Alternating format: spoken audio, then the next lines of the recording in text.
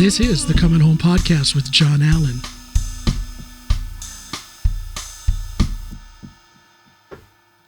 There we go. Test. Yep. So good of you to come and do this. What a great idea by Anthony. Yeah, no, I was surprised. I like that guy. I'm surprised when he pitched that. Yeah, me too. You've got a good friend in him. He's a good guy. I don't. My second lockdown would have been so hard without him.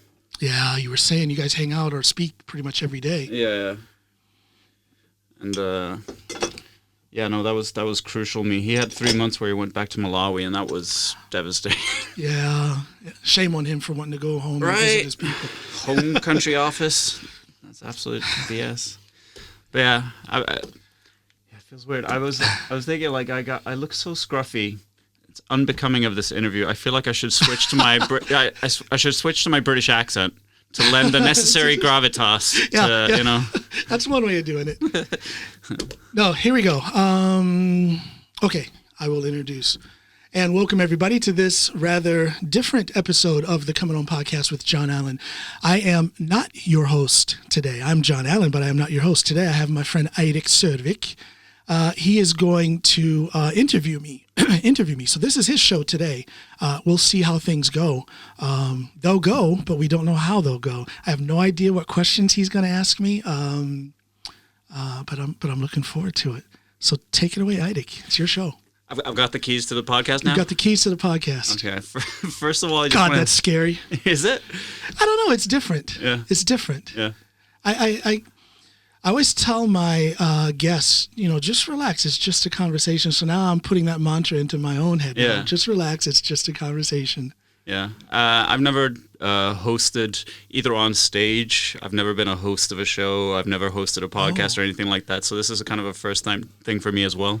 I think you're going to do well. I always enjoy talking with you. So in a way, it's a big relief for me to not have to worry about stimulating the conversation. You're going to do all the stimulating. Woo-woo.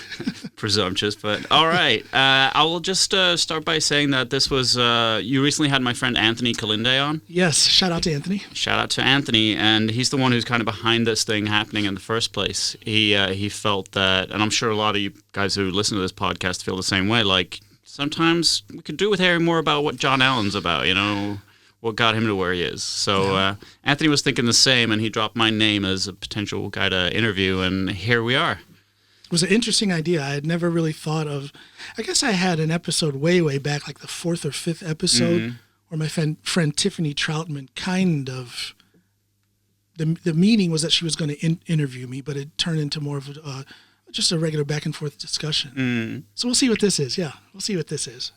All right. I was thinking we'll probably go over a fair bit of what's led you to this point. What's your life been like? But before we start, I just want to know, one of the things I find really interesting about you is on Facebook, when I see something which I disagree with or that I want to chip into or something, I type out a paragraph and then I delete it because I'm like, that's not worth it, right? You are still going. Yeah. I lost that kind of idealism some time ago. How do you hold on to that? Why do you still carry hopes for random conversations with people who are kind of at a diametrically opposed place to you? Well, the key word is hope. My wife and others say I'm wildly naive. But I said on a recent podcast episode, maybe 2 episodes back, I said I'll never give up on a racist. And I can expand on that by saying I'll never give up on someone who holds hatred or divisiveness or any of these negative things that we very often see on social media. If they hold those things in their heart, I just won't give up on that person. I am a true believer in growth through dialogue. I think that, if we look at racism, for example, I believe that there are very few true racists. And what I mean by that is I don't believe that there are many racists out there who don't know that their beliefs are fucked up. You know you're wrong. You know you're evil. You know that your racism is not based in fact. I believe that most of them are people who at a very young age were taught that by their parents or by their surroundings, and they've they've come to identify with that line of thinking. I think it's possible to hold on to those racist beliefs and that ideology and be very upset by the fact that you are holding on to that. But because people find it very hard to jump into a new track, you get into that rut in your life and it just kind of leads you where it leads you. And a lot of people fear stepping outside of that.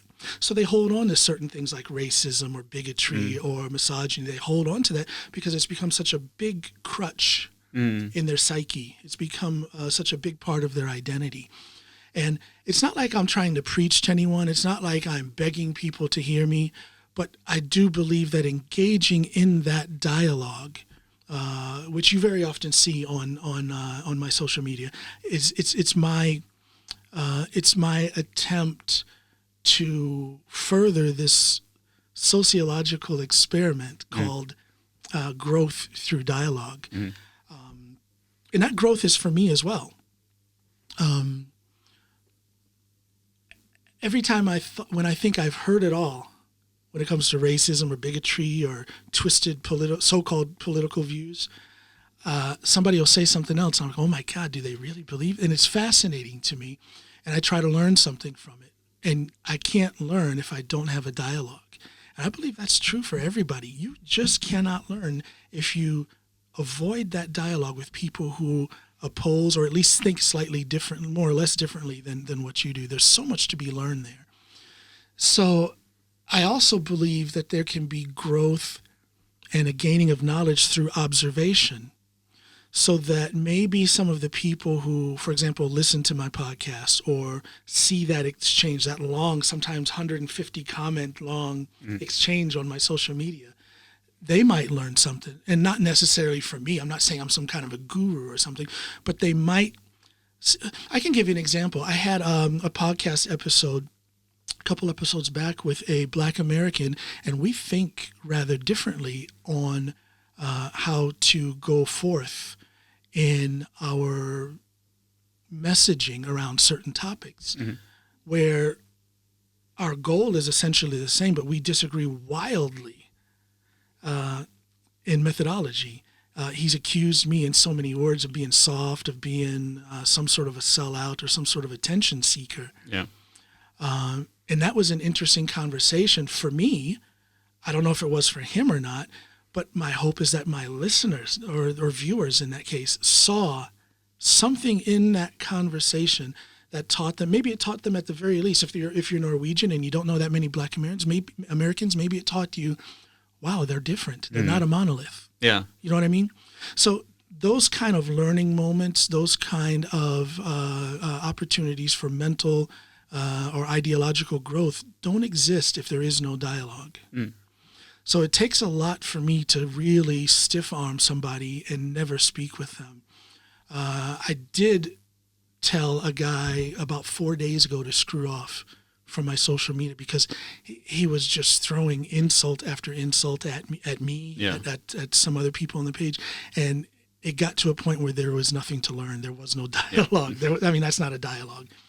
So I guess I have a lot of patience. I've been told that my patience is legendary. I don't know about that, but I am a patient man. But that's because I'm seeking knowledge. I'm seeking growth, and I'm not going to get that if I don't engage. Yeah, that's a very good point. Even if it's stuff that you're uncomfortable with and that you would dismiss out of hand, yes, you want to examine. Okay, why do I believe that? And examine your own underpinnings. I know myself. Yeah. There's stuff that I have held from a young age, and then I'm like, wait, yeah, I just took that on board. Yes, and didn't pose any of the questions. Right. And yeah, it's also another thing you mentioned is that you talked about the people watching the discussion. It's not always about the person you're discussing with, right? Sometimes there's other people, and you can make a better case, or even just demonstrate that you're more willing to talk alone and have more credence than the other guy. Well, I don't know if that's a conscious decision to display Sure. from my side, because I'm not looking for anybody to pat me on the back. I mean, it is something that is displayed through the course of that conversation. But again, it's a sincere desire to learn. I am far from a finished product. I have so much more to do, so much more to learn, so much more to give. I hope I have more to give. And again, it just boils down to my intense desire to have dialogue. I don't want, I'll put it to you this way, that podcast episode that I referred to a couple episodes back with the other Black American gentleman is the first episode I've had where there is even a hint of conflict between me and my guest. I've seen you ask people to bring it. I know, I'm begging them. And it's not like I want to fight with somebody, but I want somebody who thinks differently than me. And I want to have that discussion. I want to put it on my podcast platform, again, in the hopes of putting something out there that other people can learn from. Mm. And that's very hard to do. I've seen people on my social media put out the craziest conspiracy theories. Mm. You know, the election was stolen in the States and QAnon this and that. And I asked them, I say, you believe pretty strongly in these things. Would you like to come on my podcast? We can have a discussion and maybe people can learn something from you. Well, it doesn't I'm sorry. I have one person who has said yes, but I have yet to schedule an episode with them because I'm trying to find someone who's more left-leaning to come on and we can have a three-way or maybe even a two-way conversation where I'm the moderator. Right. Again, in the interest of putting that type of a discussion out there so people can see the way it's supposed to be had. Because that's also another thing that I'm trying to advocate is the fact that you can have these conversations on social media, but very often they get ugly and it turns to name calling. And I'm trying to put it out there that those types of conversations on that platform are seldom productive.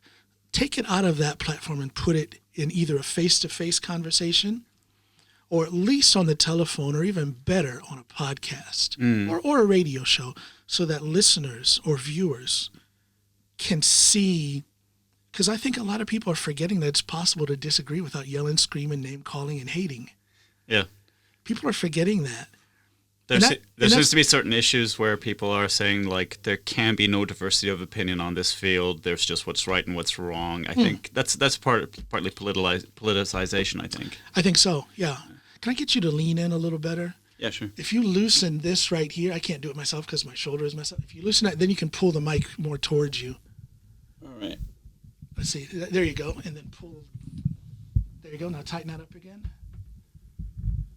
All right. We'll go like that, and then you can lean in a little. I'm afraid you're not in the shot there. There you go. That's better. I'm kind of okay with not being in a shot.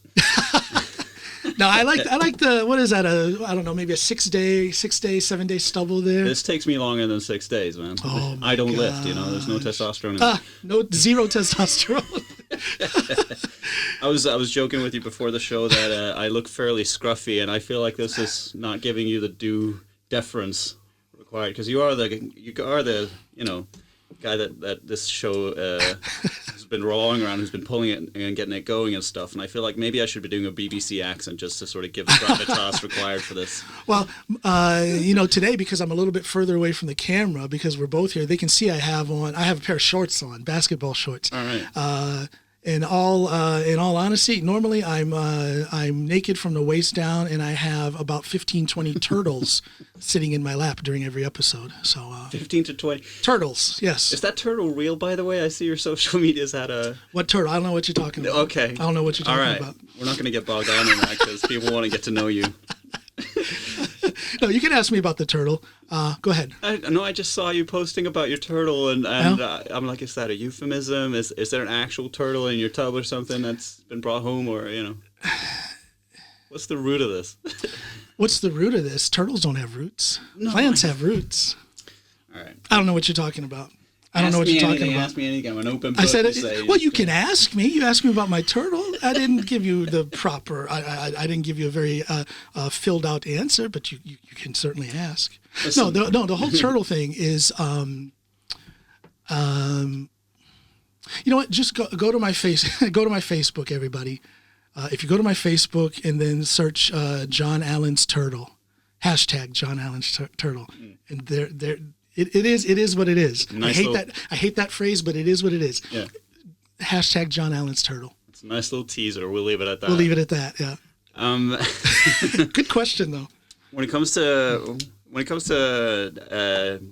dialogue and stuff like that, though, was that like the main reason why you started this podcast? Was it for your own reasons, or was it because... for my own reasons, for my own health, for my own betterment. The reason I started this podcast was, as I've said dozens, if not hundreds of times on this podcast, my son passed away in November 2019.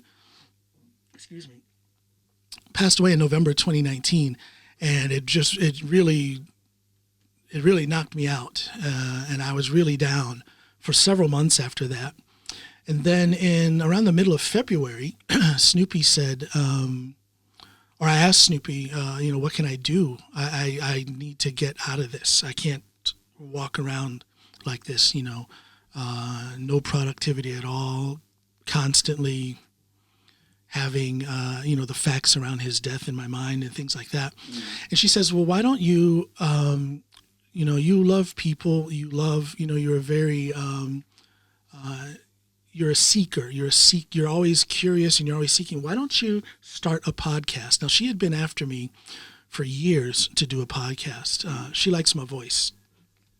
She tells me to shut up. She tells me to shut up all the time, but at the same time, she says she likes my voice. I don't know. Figure that one out.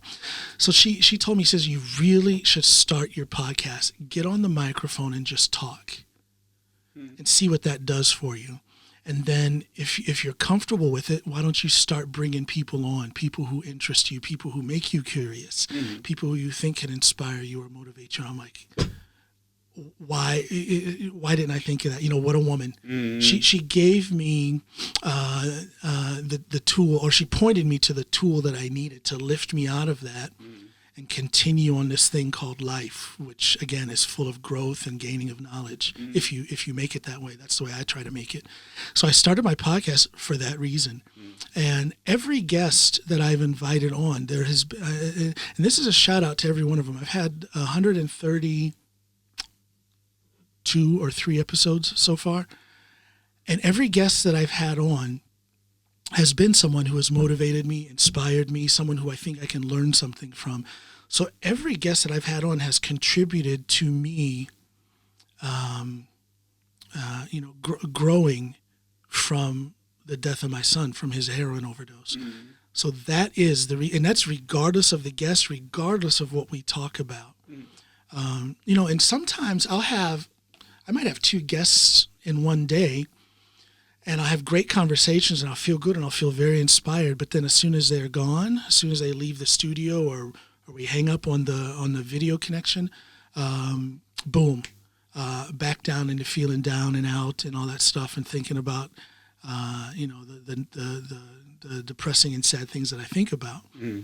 So it's an ongoing process.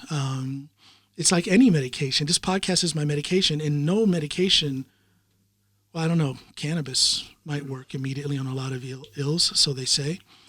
But like most medicines, the cure is not immediate. And you will have those ups and downs, but it's been an upward curve since I started this podcast. It's been quite the learning experience. It's been quite therapeutic for me. And again, a shout out to every guest, yourself included. This is your 3rd time here. Yeah. A shout out to every guest I've had. They have contributed to my healing, to my betterment, to my gaining of knowledge. But within all of that, I have fun. I enjoy it. I laugh a lot, especially when I have Snoopy on. I don't know if you've heard any of the episodes with her. I tease her relentlessly.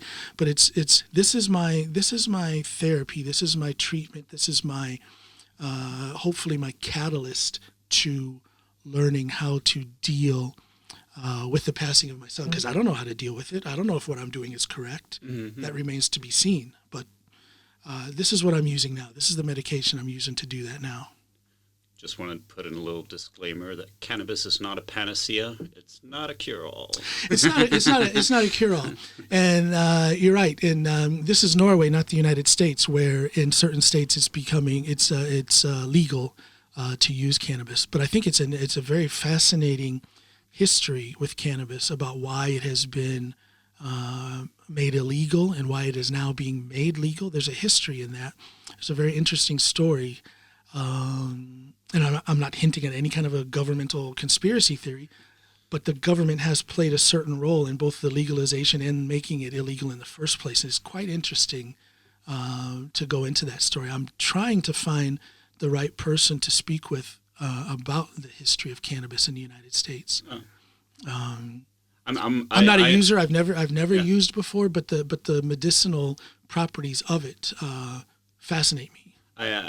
This is kind of a pet peeve of mine because it's such a stupid ass policy, the whole illegality of drugs and making them punishable and stuff. So I'm all clued up about the whole Harry Anslinger and the start of the FBI and all that stuff. Well, looking at my I'm just going to do this. There we go. Looking at what happened to my son, I mean, I had already been leaning towards acknowledging the foolishness of all drug use being illegal. But looking at the death of my son and how that went down and what he struggled with,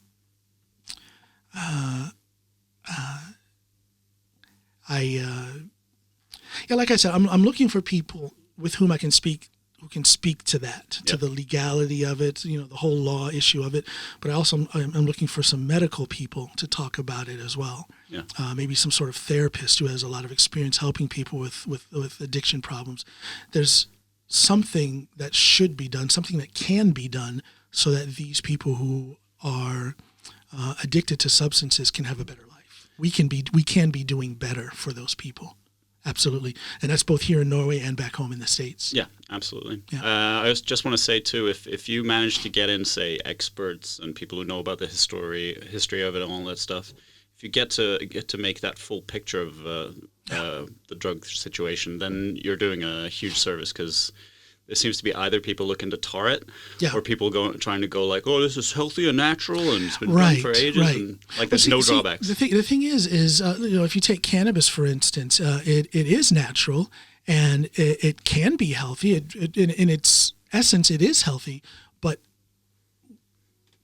it's corrupted by, I don't know, human weakness, which then allows it to be abused, which is not healthy and is not helpful. So you see, there's this duality when it comes to drugs. There's this duality that I think is worth exploring. Oh, yeah. And again, it goes back to putting something out there through dialogue that my listeners and viewers can learn something from. So I'm looking for that right setup, that right, that medical person, that therapist, maybe that user or that addict, and that lawyer or that law person. And, so I'm looking at maybe a series of 4 or 5 episodes where I would like to approach that and put that out there for people. Heck, next year you'll be on NRK talking about the next run-up to the decriminalization bill. Shout out to NRK. Shout out to Ingvild Bryn from NRK. By the way, when Anthony suggested we do this, that was just before you were given like a 7-minute portrait on NRK. Which I checked out, by the way, in my research to this. It's the only thing I did in preparation. Part of me was like, oh, man, is this needed? But 7 minutes is different to a full Well, this is going to be a lot easier. This is a lot easier than that 7-minute portrait I got on NRK. For those who aren't here in Norway, NRK is the national TV broadcast channel here in Norway. This is easier because it's here, we're in the moment, and we know exactly what the content is. But in preparation for that little 7-minute portrait, they filmed all day long, from early in the morning until early evening. So there's a full work day where the camera was on, the microphone was on. And they followed me and Snoopy around. Well, not necessarily Snoopy the whole time, but for me, they followed around all day long. Get under your skin. Yeah. At the end, I was tired. I was a little worn out. Partly because, I do this podcast in English. I speak English here at home. I speak Norwegian when I'm out and about and in other business things that I do. All of that goes in Norwegian, but it's never an all-day thing. Yeah. Oh, that's fatiguing, yeah. It's quite fatiguing. Absolutely it is. It's tiring. So by the end of the day, I'm like, oh gosh. But they were very considerate. They were very, at the same time as it was tiring towards the end of the day, I also was very much used to having the microphone and the camera on. Yeah, yeah. And it was like, yeah, they're just here. But it was, there's a lot more footage out there. I said a lot more things, a lot of silly things, funny things, a lot of deep things. Mm. So we'll see if they're going to use any of that for anything. But there's a lot more footage out there. It's amazing that they filmed for so long for just a 7-minute clip like that. But that was an honor. Every time I've been on NRK or TV2, I think I've been on between the 2 national TV channels, a few radio shows, and a national or a podcast that's supported by NRK. I think I've had 6 appearances in the last year. And that's still quite the surreal experience. I know what I'm doing means something, but that other people think it means something is still, it's still quite humbling. Because I don't get that direct feedback from my podcast. Right. I'll look up my stats and it'll say I have this many, I have 5,000 downloads this month. But then the question is, okay, that's only downloads. How many people are listening other than that? Or I'll look at my YouTube channel and be like, oh my gosh, there's thousands of downloads and who knows, maybe tens of thousands of listeners out there on the audio platforms, but I only have 150 subscribers on my YouTube channel. What's that all about? Yeah. So there's conflicting, there's either no feedback at all or it's conflicting feedback. So then when NRK or TV2 calls and says, it's oh wow, really? Me? Really? It's quite the humbling experience, and it's quite the privilege to be able to speak on the things that I'm occupied with, whether it's social issues, political issues, intellectual things, that people want to hear what I have to say is quite humbling, and I'm quite the lucky American in Norway who gets to do that. Well, I'd say we're equally lucky that NRK have bothered to sort of bring you in on this because we're used to getting the Norwegian take and stuff. So it's super valuable to have somebody who, first of all, you at least to some extent, you understand the culture. You get Norway. I do. Yeah, and I've been here 19 years. Exactly right, and you speak the language fully, so you're not missing anything. And also, you've been around. You've done a lot of different things. You've got wisdom because of you've been around a bit longer than me, and. I feel like that's a valuable thing because Norway very often I feel like we are very oblivious to how we're perceived from the outside. Yes. And yes, in all honesty, yes. I love you guys, but Norway has a tendency to look inward and not look outward. Because sometimes to know yourself, you have to look outward. How are people perceiving you? How is your message being received and interpreted? And I don't think Norway as a nation, of course there's individuals, but Norway as a nation in general is not very good at doing that. Yeah. Yeah. Let's just, I just want to ask you, how surprised are you at the trajectory your life has taken? Because you've done a lot of different things, and here you are, as you say, you've had a certain number of appearances on Norwegian national TV. Not that that's the biggest limelight you can have on you, but I'm assuming some of this must have been a surprise where your life's taken you. I guess if I think back over my life, there are certain things that have happened. I've been like, wow, that was a big twist. But living my life, I don't feel like it's all that extraordinary. Of course, it's interesting enough to where I keep doing it. Yeah. But I don't see. I have to remove myself from it and try and put myself in someone else's shoes. Again, this is that looking outward thing. And I have to start thinking, okay, this is what I'm doing. This is what I have done. How is this being interpreted by others? And I don't do that often because that can lead to a lot of anxiety. Yep. That can lead to, if it goes wrong, it can also lead to a person being quite arrogant. Mm-hmm. And thinking you're more than what you are, right. Which I don't want to do. I believe in self-confidence, but I don't want to be arrogant. Yeah. I don't. For example, I guess it's a series of things that I wouldn't say are surprising, but that I'm proud of. Like I can give you the example of my career as a police officer in the States. When I applied for that job, there were over 300 people who applied for it, and I cannot remember exactly how many made the final hiring list, but of that pool of over 300 applicants, I was number one. So I'm very proud of that.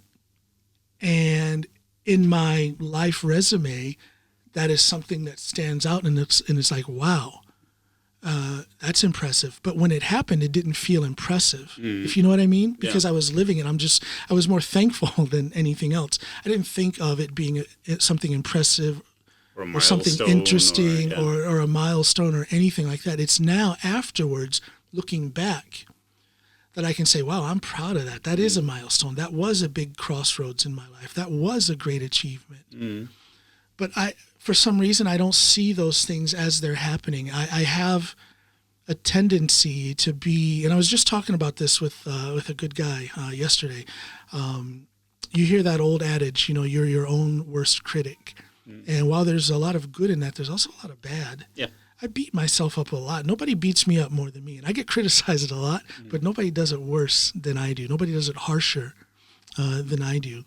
So while I say that reflection can sometimes lead to arrogance, it can also lead to a self-reconciliation, to where you can feel at peace with yourself, to where you can feel at rest. You can take a deep breath and say, yes, I'm doing the right thing because I've managed this and this and this and this up through the years.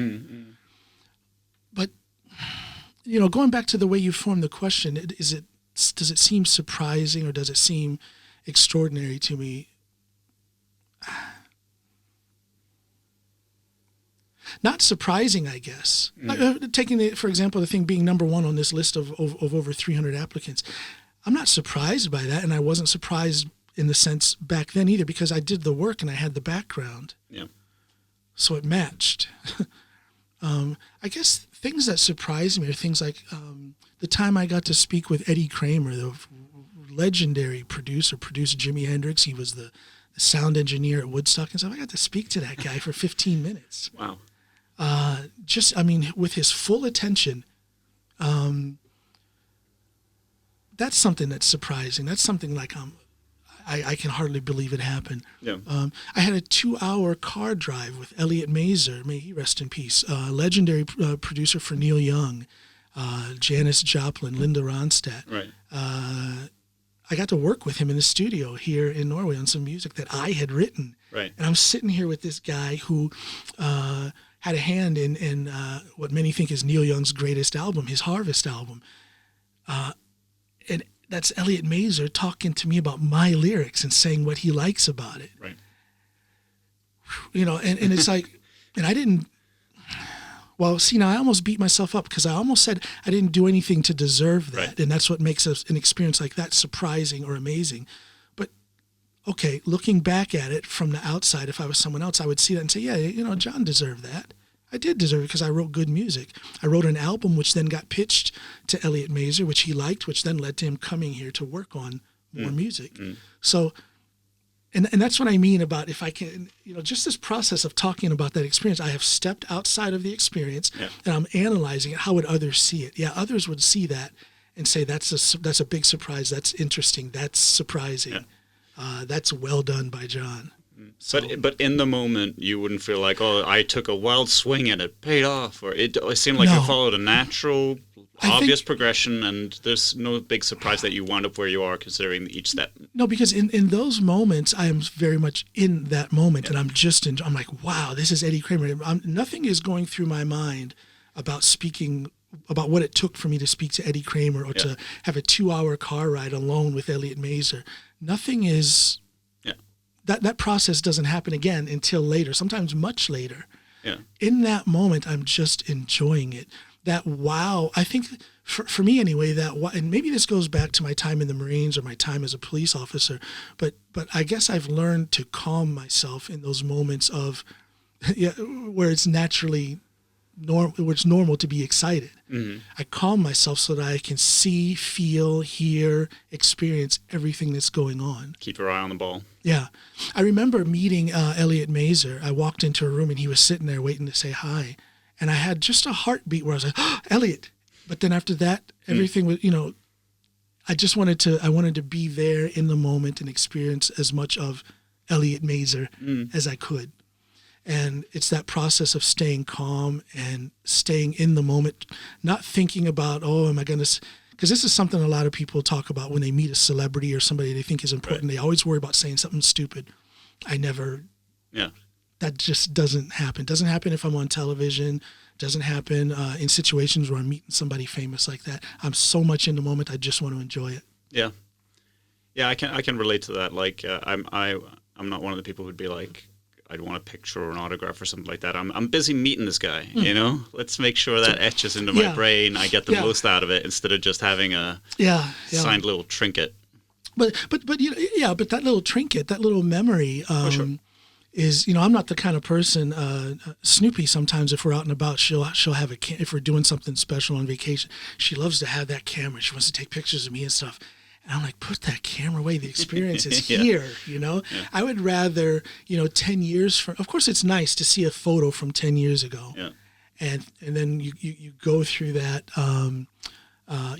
memory, which was then stimulated by that picture. That's a great feeling. But also the raw, organic thing, maybe if you can't quite call up that person's face, or you can't quite remember, was it sunny or was it partly cloudy on that day? But that exercise in trying to recall a distant memory is life. There's so much life in that, right? Yeah. So I guess I'm a little bit different that way. I try not to be a shoulda, woulda, coulda person. Do you have Snoopy for that?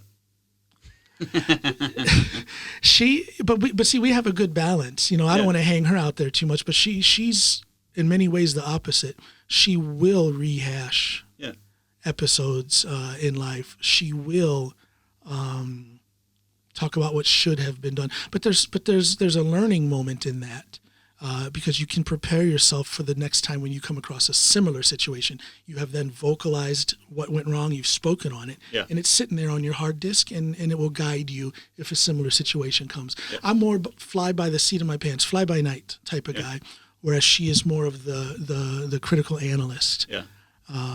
Quite harsh sometimes. I think, it's not as if this is a new idea that opposites attract and stuff like that. And I think that's I think that's a healthy mechanic because I've learned so much myself from being with people who are just, I'm not like that at all. Right. But I can lean into it and I can see the value of it and maybe take some of that with me. We have a lot in common, her and I, or is it she and I? Whose language is this? Snoopy and I have a lot in common, and we are very tight in our way of thinking, in our moral views, our goals, and everything. And that's one of the things that put us together so tightly, so quickly, because we recognize that. But at the same time, we are drastically, scarily different in some aspects. But it puts spice in the relationship, and it strengthens the relationship. Some of her weaknesses are my strengths, and vice versa. So no friction, no heat. No. We always we discuss things. I mean, she irritates the living daylights out of me sometimes, and I do the same with her. But we always talk about it. Communication. Again, back to this thing with dialogue. Yeah. Snoopy and I talk about it, and that solves things. Is this seeing as this dialogue thing is so important to you, and I think it's thematically fitting to talk about considering we're on a podcast, but would you say that that's something that you got from your parents, your household that you grew up in? No. Pay dirt. My father was not the type of man who was open to discussion. He was very much an authoritarian. Maybe that is what put this awareness of the importance of dialogue into my tiny little brain. Maybe that is what has driven me for the greater part of my adult life. I'd say most of my adult life, if not all of my adult life, and maybe even into my late childhood, has put the desire for dialogue, for talking about things into me. Because I did not experience that growing up. He was quite the authoritarian. Shut up. This is how I said it. What do you? Yeah. that's the way it was, and I just don't believe. I just don't believe that that's the way to go through life, whether it's inside the home or outside the home. Yeah.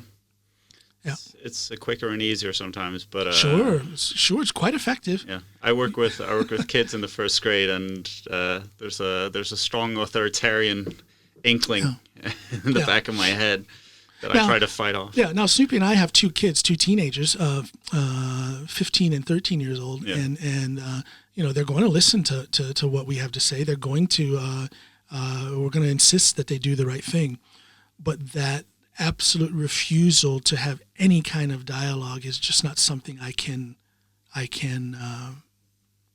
endorse in my household. And I do believe that it's because that's exactly the way it was when I was growing up. Yeah, I'm sure that played a big part in me in my quest for dialogue. Absolutely. So where did you grow up? Was it Ohio? It was Ohio, a little place called. I was born in Akron, Ohio. Okay, as a capital? No, Akron. Columbus is the capital of Ohio. Right. I was born in Akron. That's the. I don't know if it still is, but at that time it was the rubber capital of the world. Right. That's where you have Goodyear, Goodrich, Firestone, all the tire stuff. I believe their headquarters are still there. Anyway, I was born there, and then when I was in third grade, so I was 7 years old. It was the summer after second grade that we moved from Akron to a little place called Norton, Ohio. Out in the country, beautiful fresh air, quiet, rural. And that was the summer between second and third grade. So I was, 7 years old. Yeah. How'd you like it? I remember I loved it from day one. Yeah. It was so different. Where we grew up in Akron was, in the middle of a city neighborhood. I'm not sure what the population in Akron was at that time, but I want to say it's maybe 400,000 now. So I don't know what it was then. Let's say it was at least two. It was a good-sized city. And I don't want to say it was a bad experience because it was a good experience. We grew up right next door to three of our cousins, and then right down the road were three more cousins. So we were a group of 9 cousins who were more like brothers and sisters, running around, the neighborhood. We had both sets of grandparents and a couple sets of aunts and uncles, 3-4 sets of aunts and uncles within a 3-block radius.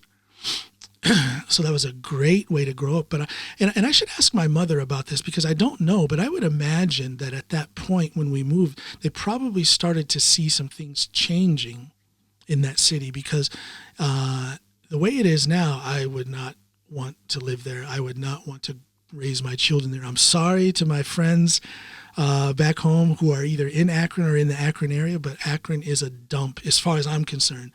I couldn't live there. The crime is, in my opinion, from my perspective, out of control. Murders are common. I don't know what the stats are, but it's common.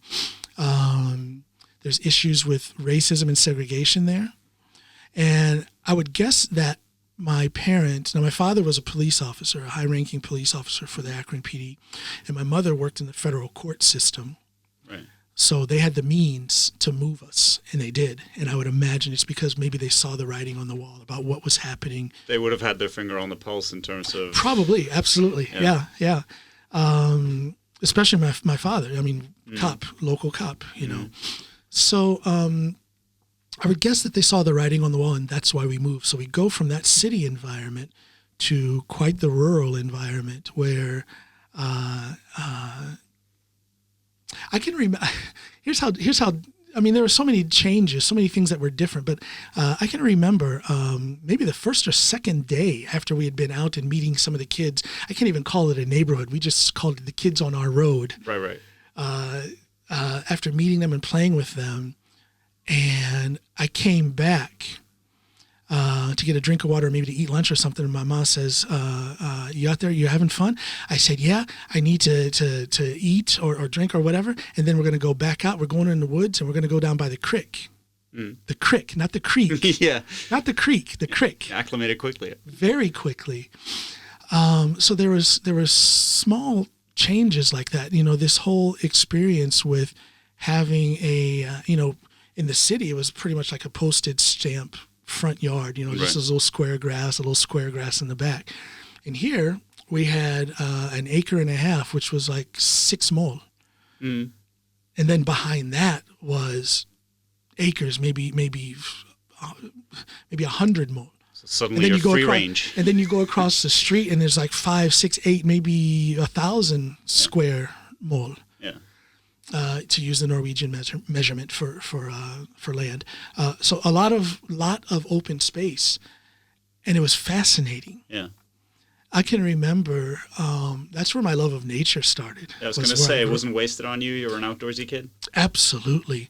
I can remember getting up on a Saturday morning, eating breakfast, watching a few cartoons, and then be gone, either in the woods towards the back of the house or across the road in the field, and just lay down this sounds so cliche-like, but just lay down in the grass in that field, and you literally disappear because that grass would grow. Later on, they planted corn there, but for the first years we were there, it was just grass. Mm. The grass is like, 1.5 meters high. Mm. So you lay down that grass and you just disappear, and then the thoughts just wander. Mm.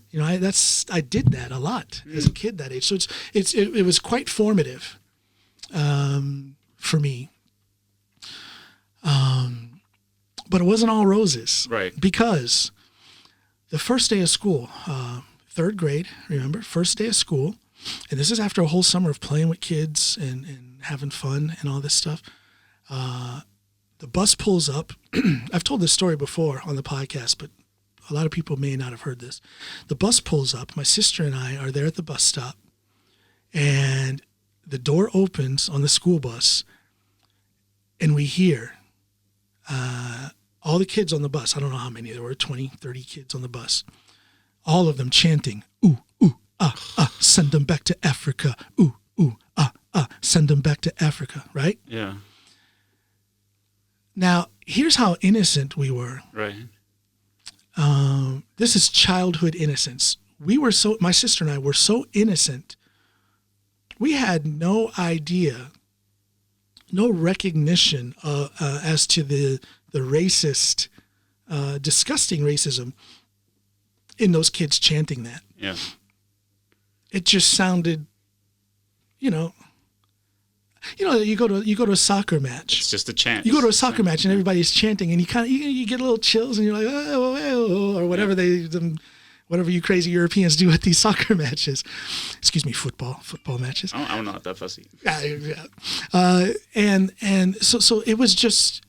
So we get on the bus and we sit down, and they're still chanting this, and we join in. We did that. I can't remember how long we did that until we figured out. Yeah.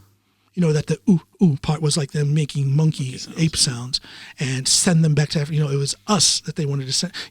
In our mind, Africa had nothing to. What is that? We just came here from Akron. Are they mispronouncing Akron? Yeah. It just didn't register, and I'm not sure when it did. Yeah. But for quite some time, that's what we were met with every time we got on the bus. That's messed up. It's very messed up. It's interesting, and here we go back to dialogue. I see a lot of my old friends, some of them who I haven't, I've had so little contact with them since high school that I've almost forgotten who they are. But I'll see them from time to time comment on social media. Oh, these black people, why don't they, why do they have to make everything about race? For example. Right. The answer is, when I was in 3rd grade, it was all about race. And I didn't make it that way. You did. My classmates did. Yeah.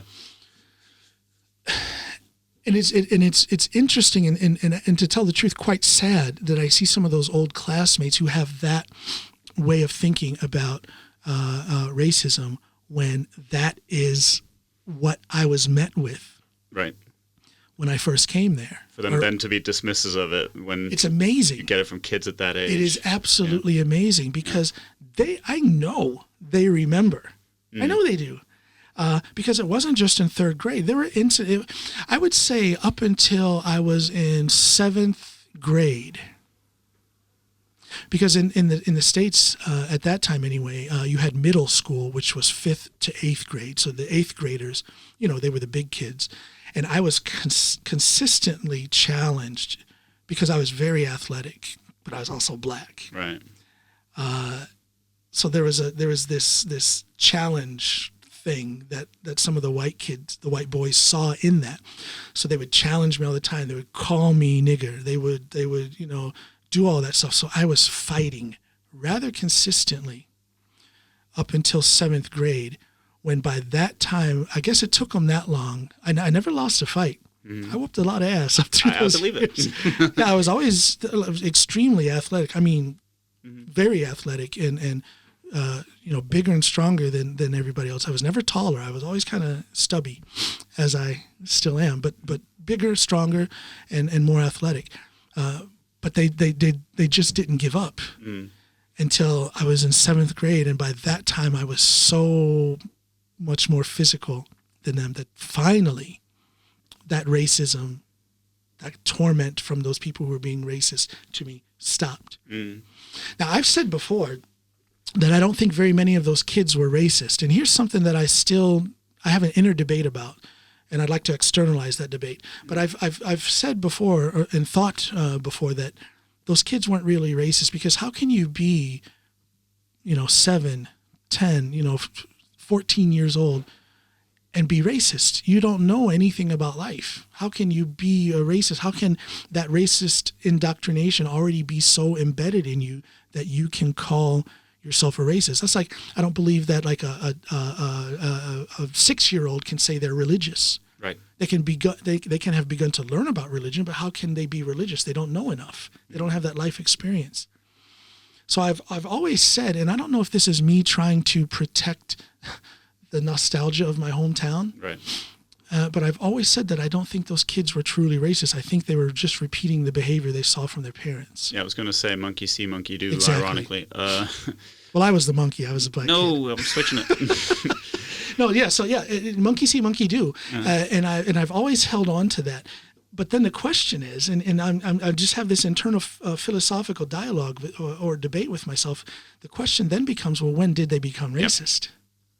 Or when did they at least become racially insensitive? Or when did they become bigoted? When does that finally click in? Yeah. And this is what they are. Now you're a racist. Now you're a bigot. This is a thing I struggle with too. I try not to opine too much right now because I feel like I don't want to put the spotlight on me or anything, because we want to hear what you have to say. But my thoughts on that subject is that it's obviously, as you say, like if a child is doing sexually inappropriate things at age 6, 7, they've probably been the target of something like that, and they're doing what they had done to them. Sure.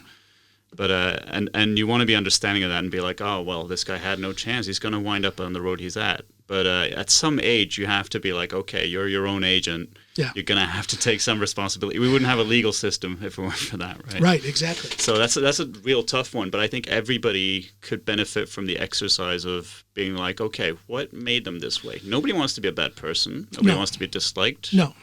There's pain behind that. Sure. And again, back to what I said before, I will never give up on a racist or a bigot or someone who's socially ignorant. I won't give up on them because you don't know what made them that way. I think in those cases, a lot of times they're also probably looking to have you react in a bad way so they can reinforce their narrative. Exactly. Right. Again, because they're insecure, because they know they're on shaky ground intellectually. Yeah. Or not intellectual, but ideology. As far as our ideology goes, they're on shaky ground, and they know that. Yeah. And that goes back to what I said, that I wonder if there is actually a racist out there who does not know that they're full of shit. Yeah. I don't know. I don't know. It's a thought. It's a thought to have. I would love to be in somebody else's brain just for... I only have one baseline. I have one brain. Yeah, experienced. Yeah. Even just yours. I think you and I, there's a lot of crossover in our opinions. Sure, but I think even you and I would have like some mind-blowing experiences if we just got inside of somebody else's brain, even if it was somebody we agree with. Well, maybe you shouldn't delete some of those comments. You say you type it out and then delete it. So let them stand. Let them stand. I can't. I'm one of those people. Be sitting there, and when I get a notification, I get a rush of anxiety. Well, I had to grow into this social media person that I am. Yeah. I think when Facebook first came out, I didn't understand what it was for, and I just didn't get it. and I didn't use it in the right way, and some of the stuff I put out was just stupid and shouldn't have been exposed and stuff. So I think people have to mature into optimal use. Mm-hmm. I almost said proper use. There is no proper use, but optimal use of social media. You got to think, what are you trying to accomplish by posting or by responding to a post? What is your goal? Well, for me, my goal, number one, is to have dialogue and show people what happens with a dialogue on social media. It's the exchange of ideas. It can be the spreading of humor, the spreading of motivation, inspiration, and happiness. It can be just a simple thing of staying in contact with people who I otherwise, wouldn't be in contact. Some of my old friends, from way back when, because I live here so far away, I just wouldn't have any contact with them at all if it wasn't for social media. So, and for other people, their purpose is to troll. See how many people they can own. I hate that word. Yeah. I owned him. What is that? But again, people have different goals. People have different uses for social media. Maybe they have to do that for some reason. Maybe that's an outlet of some sort. You and I like to do stand-up, and nothing is better than when you say something that's designed to get laughs. Yes. I guess these guys get the same kind of thing from, that guy got triggered. Well, I'd like to think that I can recognize a troll who is trolling to be funny. Because I can laugh. Well, I'm not saying they're trying to be funny. I'm saying they're trying to mess up somebody's day and to basically make a ripple in the world. I think. Well, yeah, and that's what I'm saying. Yeah. If you're trolling to be funny, harsh but funny, I get that. It's funny, and I'll laugh, and it can be quite entertaining. Yeah. But for those who troll just for the trollness of it, just to be mean, just to hurt, just to hurt someone, just to cause that negative wave, Yeah, I don't know. I don't get it. I really don't. Do they really picture that as their best selves? This is how they want to... It might be their best self. Yeah. It just might be. All right, then. I just want to make sure we touch in on, because you've done a lot of... I got a diverse CV. Yeah. I do have a diverse CV, but nothing like yours. Yes. What was your first steps into the work life? My first step into work life was my friend, best friend at the time, Dean Beto was his name. Mm-hmm. I want to say I was in, I don't know, 6th or 7th grade. I got a summer job at his dad's farm. His dad was actually a principal of the high school as well, and they had a big farm, one of the larger farms that we were. And I got a job there for that summer with Dean. And to be honest, I don't know what our job was. I can tell you what we did, though. Yeah. we would start off the tractor and drive it out into the field and just goof around all day long. But then when it was time to bale the hay, load up the hay and stuff, we would do that. Yeah. So that was my first I can't believe I got paid for that, though. I'm sure Mr. Beto knew we were just screwing around. Yeah. But it gave me something to do. It got me out of the house and away from. I spoke about that authoritarian household. Got me out of that. Cemented my friendship with Dean at the time, and it was a lot of laughs. So that was the first job that I had, and then after that, I had no job until I walked away from my college scholarship. No job at all until then. That's something that Snoopy and I kind of butt heads about. Yeah. Because I believe that a kid should,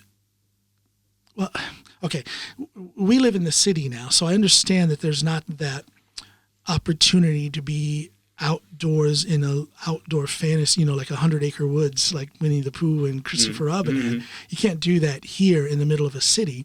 But I'm one who believes, and this is because of my childhood, that a kid should... a kid's job is school. Mm-hmm. And when school is out, a kid's job is nothing. Yeah. Chores around the house and all that stuff. But other than that, nothing. Get out there and expand your imagination, your fantasy, and have fun with your friends. Whereas Snoop grew up picking strawberries from the age of, 6 or 7 out there in Hudum. nobody made her do it, but she did it to make a little bit of change. She said she ate most of her profit, but she would just be eating them as she was picking. But and she grew up on construction sites with her father. I told you before we went on the mic, he was well known in Norway at one point for his work with concrete. Yeah, he built a lot of the bridges that you see along the roads going further north. He was one of the brains behind the concrete supports of that. So it's really, really interesting. He was quite active after World War II, rebuilding the country. Yeah, quite active with that. He was also one of the first underwater welders. When they have the big fish tank helmet on. And he was one of the first guys to do that after the war as well. So he was quite the guy. May he rest in peace. Kindest man I've ever known in my life. Her father, Snoopy's father, is the man who has been the kindest, warmest, and shown me the most love of any male figure in my life. So I miss him terribly. So hats off to him. Hedley Eriksson is his name. Hedley Eriksson. Anyway, what was I talking about? You were talking about Snoopy and you butting heads about... Yes, about the kids. Yeah, she wants the kids to work. And I don't. But I see the value in them starting their work life as much as they can as young teenagers. I can see the value in that. It will give them a discipline that I didn't have because I never worked. And I showed up on time and I did my job and all that stuff when I finally started working. But it was quite the shock because I'd never done it before. Yeah. And here I am. I'm a 20-year-old. And I've got to learn how to work. Right. So I see the advantage in that. So my introduction to the work life came very late. I don't count that job on the farm with my friend Dean Beto as a job. No, it's dipping your toes, right? We were just goofing around, and we got thrown, $5 for a week. It's worth of goofing around. That's like mowing lawns when you're a kid. Right, exactly. Well, it wasn't even that, because in mowing lawns you can see that there's been some work done.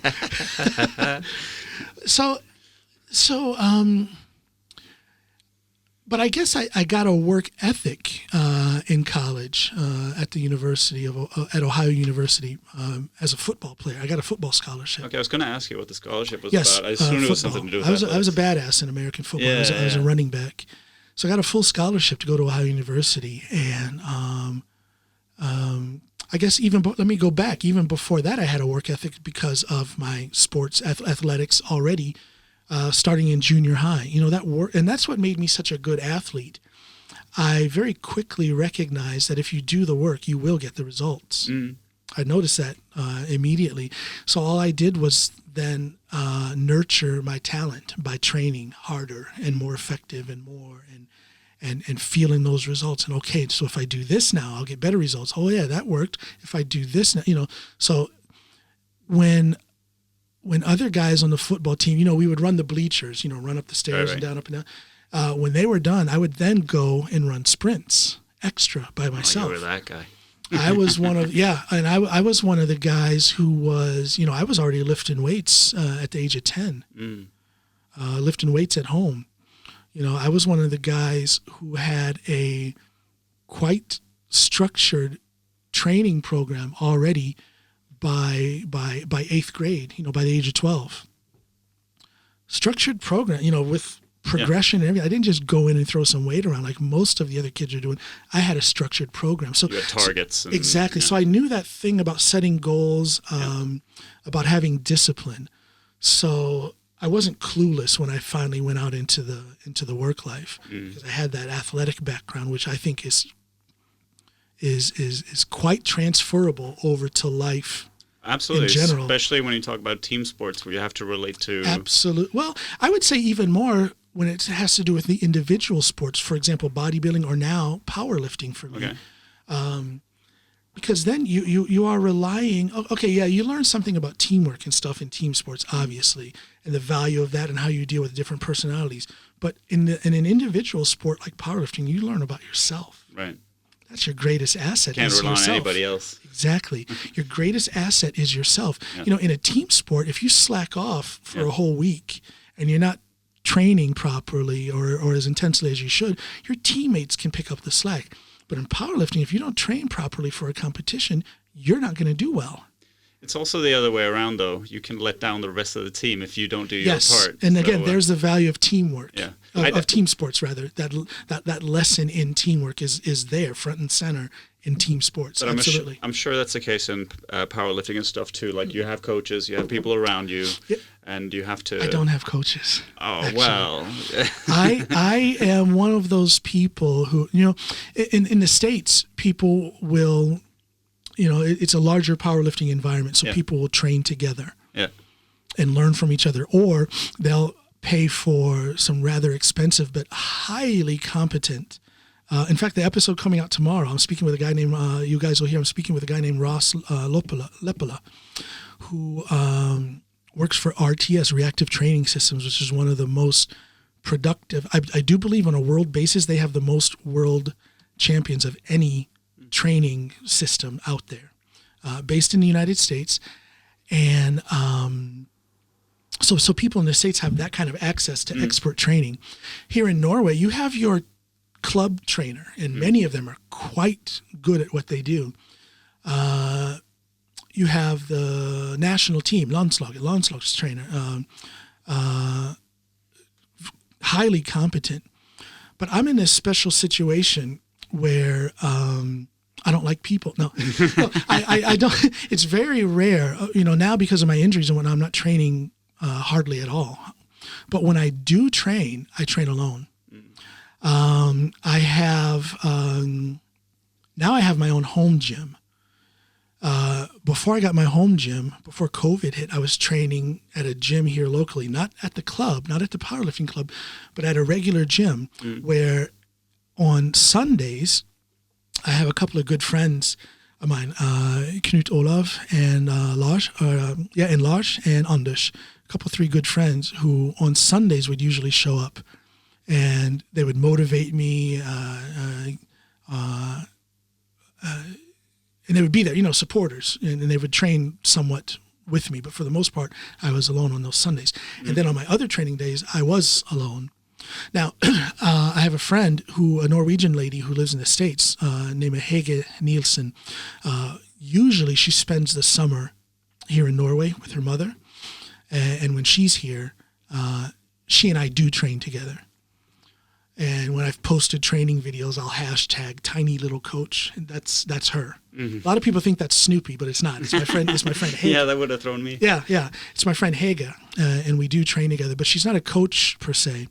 I do my own programming. I do my own self-critique through video.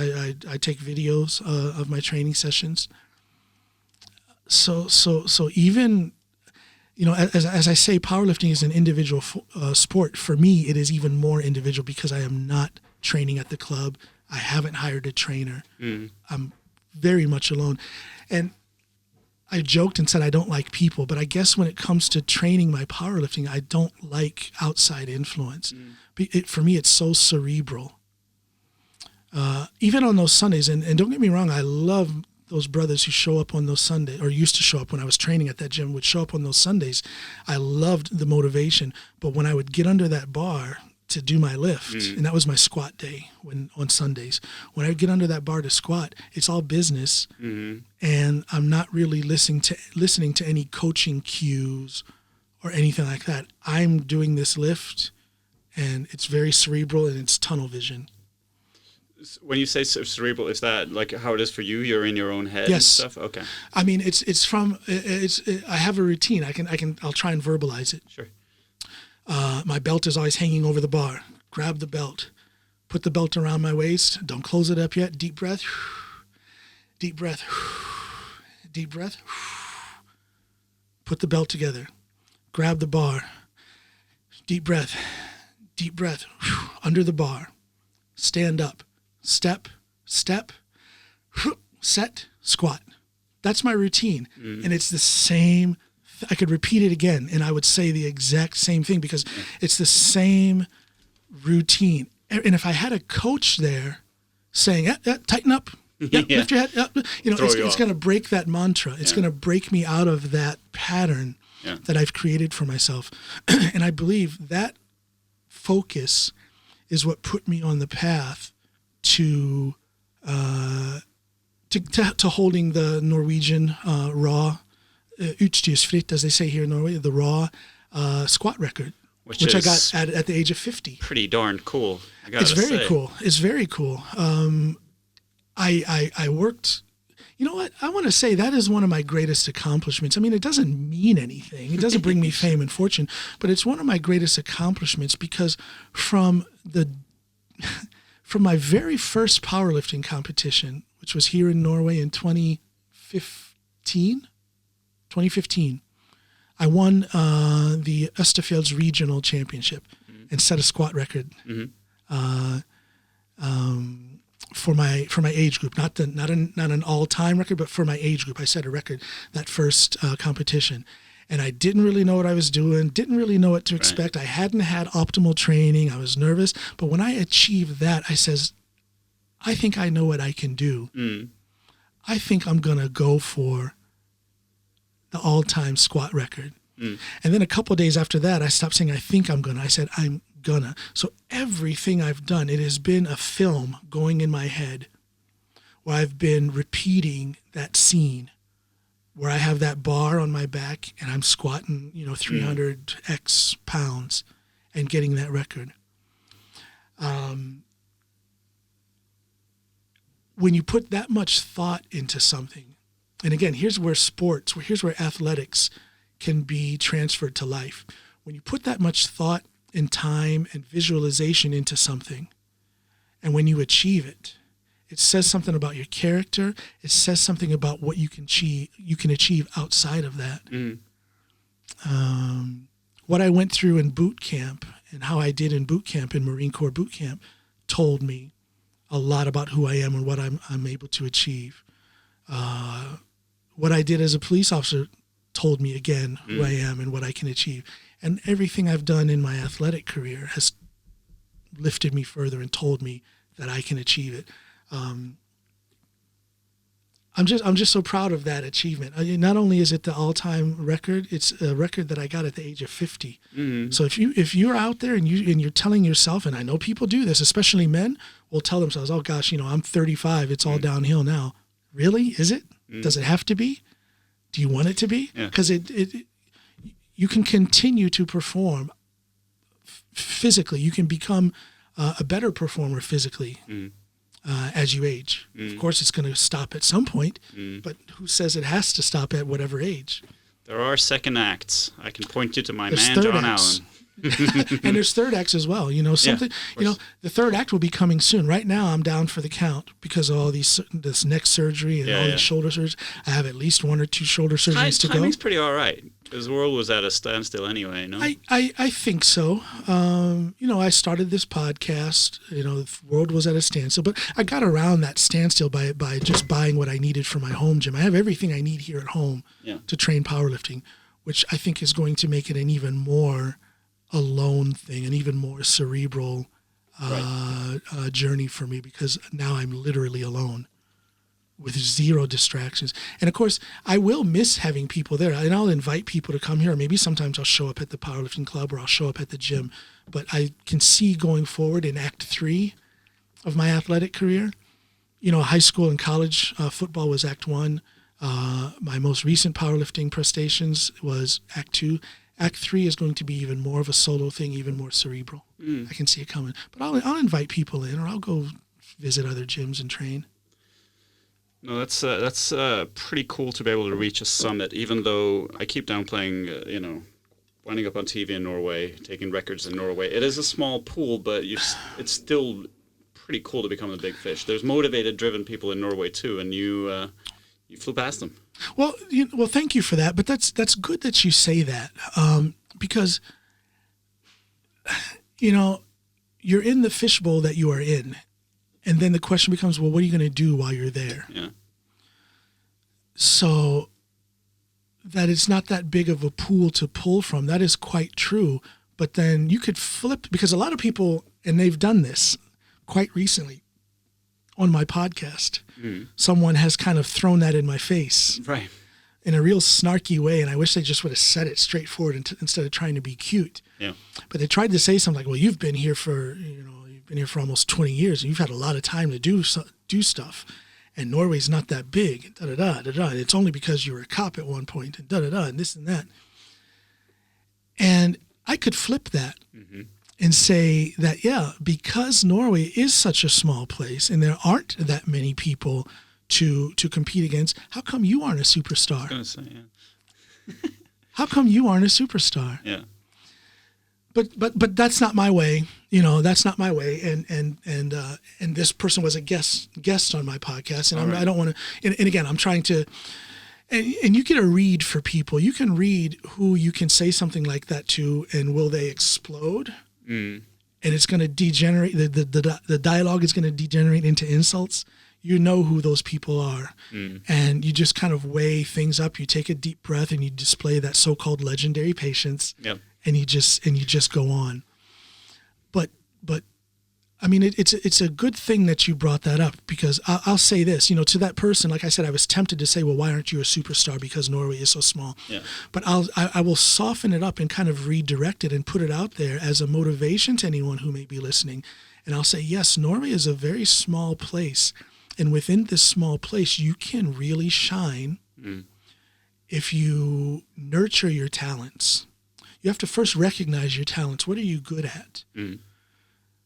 And when you recognize what you're good at, if you're not satisfied with that, you have to ask, well, what do you want to be good at? And then you start down the path to become good at what you want to be good at, or better at the things that you're already good at. And you find a way to optimalize it. And then you'll see where that leads you. So to an asshole, I think in my head, I don't say it out loud, but I think in my head, well, how come you're not a superstar if Norway's so small, and if this, that, and the other? Yeah. But to the people who I love and who I hope can learn something, I say, yes, Norway is small. Find your talents, or develop your talents as you would have them, and then see what you can do in this country, because there's a lot of opportunity here. And because there are so few people here, those that are good at what they do, they really stand out. And of course, you can graduate to the next level if you want. Well, absolutely. And there is this thing called the world outside of Norway. Yeah. So once you've reached a level of success here in Norway, you can then begin to market yourself or expose yourself outside of Norway's borders. This could just be this could be a slingshot for you. It's based in Norway, but through this you can reach other places. I'm doing that with my podcast. People can sit anywhere in the world and listen to this, right? So I found my slingshot and I fired it, So my thing is to people, to say to people is yes, Norway's a small place, but don't look at that as a negative. Look at it as a screaming opportunity for you. Whatever you're doing, whether it's stand-up, whether it's music, if you're a writer, write that book. If you're an actor, actress, whatever you do, you have the opportunity to really stand out because of that thing that people often try to put into a negative, like that fact that Norway is so small. Turn it into a positive thing. It's that's what I did, and it works for me to look at it that way. Yeah, I would be inclined to take your advice, because your track record speaks for itself. You've taken a lot of different things and been able to sort of push it a bit. And the first thing I knew about you was that you were a musician. Yes. I don't know if it's coming in on the shot. Evident from the room, yeah. This is where I record all my music. When did that start? Well, I've been a music lover my entire life. I grew up with a lot of music in the house. My father used to hear all kinds of, I can remember him playing like the Stones, Beatles, or Neil Young. So I got that rock and roll, pop stuff from him. But my mother was more into, what we would call old school R&B and soul, from the 70s and 80s. I got that from my mother. And then growing up in this rural, almost exclusively white small town, they were all into what we would call today classic rock, Van Halen and Kiss, Boston, Zeppelin, all that stuff. So I had this wash of different types of music hitting me constantly. My grandmother loved country music. She's a beautiful mountain lady from Kentucky. She loved Willie Nelson. Right. So there's all kinds of music that I got hit with all through my childhood. One of my earliest memories is, I don't know how familiar you are with Neil Young, but on his third album, there's a beautiful song called After the Gold Rush. It's a piano ballad that he sings, and then there's a French horn solo, of all things. And one of my earliest memories is I can remember being in that house in Akron. So this was, I couldn't have been older than 3, maybe 4 years old, right. and hearing that song blasting over the radio, the stereo system there in the house in that French horn. One of my earliest memories. Yeah. So music has always been there. My mother, she's not much of a vocalist now. She smokes too much, so her voice is gone. But she used to be a wonderful vocalist. I used to love hearing her sing. She'd sing all the time at home. She used to play the piano a lot. My sister took piano lessons for a while, and I taught myself how to play. I would look at her lesson books, and all of a sudden I was playing piano, self-taught. So I had a thing for music at a very early age. And then it got to the point where I could sit next to my mother on the piano. We'd play songs together and sing together and stuff like that. I can remember in first grade, this is when we were still in Akron, in first grade, this beautiful teacher, Miss Ivy was her name, a real light-skinned black lady with like a short, almost like a short 60s beehive haircut. And she had those thin black cat eye glasses. Yeah. I mean, so 70s, about as 70s as you can get. Music teacher, I can remember her telling me, coming up to me and saying, John, you have a beautiful voice. Don't ever stop singing. She told me that in first grade, and I'll never forget that. So I've been singing as much as I can ever since then. During my time in the Marines, I used to go to this club on Okinawa, and I would sing with the house band there a lot. And that was my first experience. Well, I sang in church, of course. So that was a little experience of singing in front of people. That's where I learned my sense for harmony, by the way. You guys would call it like today stemt harmony or something, different, different chorus vocalizations. I learned that in church. You're going to find some of the best singing that there is to find in black churches, if you didn't know that. So then when I was in the Marines, that was actually my first time being on stage with a microphone singing pop or rock music. I used to sing stuff like Yngwie Malmsteen, Deep Purple, this rock stuff. Yeah. Say again? Yngwie Malmsteen? Yngwie Malmsteen, yeah. You choose that as a vocalist? That he does move guitar? Well, he's a guitarist, but he always had great vocalists in his band. Or metal vocalists with the vibrato and stuff. Yeah. So I was singing that stuff there when I was on Okinawa, Japan. But that was a short-lived thing, and it was only from time to time when I had the time to go to that club and get on stage and sing. So it wasn't until I came to Norway that I got more professionally and actively into music. I started writing for a great Norwegian band, my friends and brothers. They're called the Remy Brothers Band, Norwegian band. Most of them are from Lier, and a couple of them are from Oslo. Started writing for them. So far, they have 2 records. I wrote the entire first album of theirs, and a little more than half, like 60% of their second album. So that was my introduction to professional musicianship. And then quite early, I think it was in 2004, that I started my own band, gathered up a bunch of great musicians. It was Paul Emil Berg on the drums, Thomas Fritzøe on the bass, Knut Ingolf Brenne on the guitar, Christopher Tangen on the keyboards. And I wrote the music and sang. And those guys contributed a lot by, rearranging the songs and coming with that musical finesse, that added to the songs that I'd presented to the band. So this was in 2004. I can remember, I played at, do you remember Smuge in Oslo? Oh, yeah.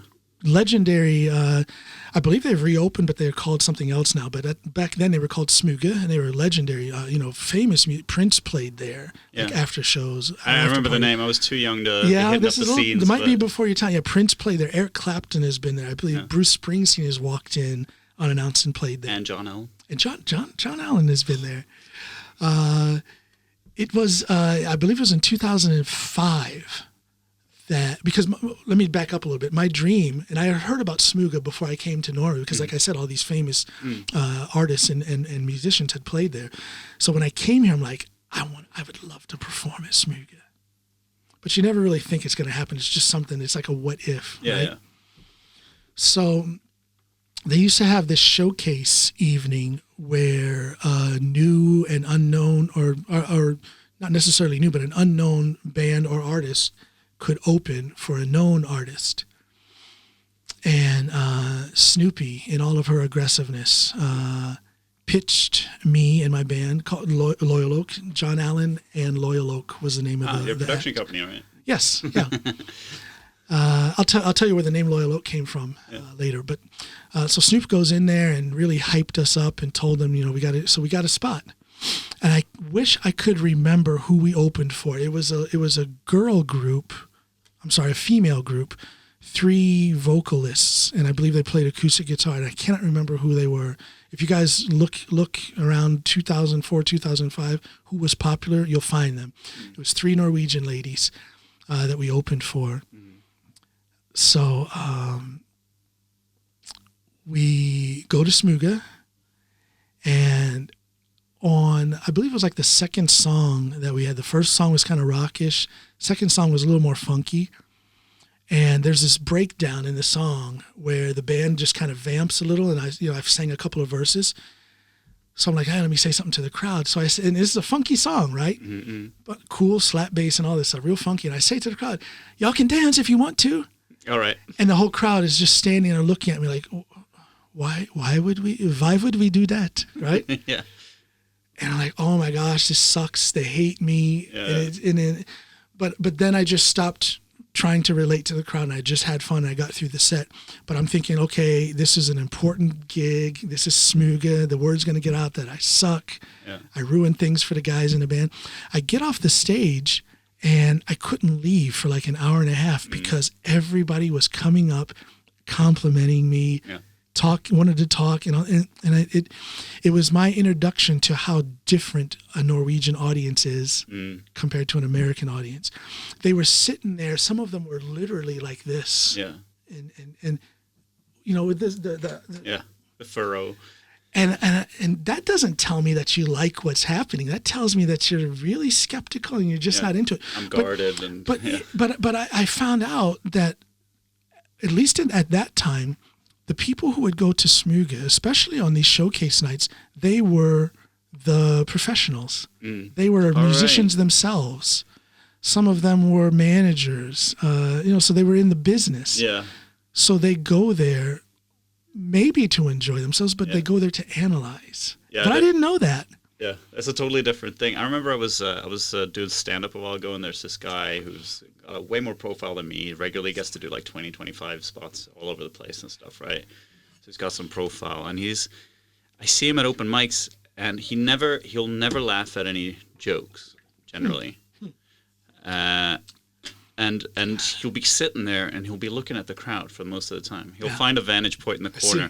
And what he's doing is he's trying to get a read of the room and being like, all right, how am I supposed to do my thing? And that goes for a lot of comics, I feel like. Unless you really catch them off guard or something, they'll generally be like, analytical, as you say. They're looking at it a different way than lay persons do. Yeah. So, well, I definitely experienced that night at Smuga, but coupled with probable cultural difference, because Norwegians won't show are more as much reserved. if they're feeling it. Yes, they are more reserved.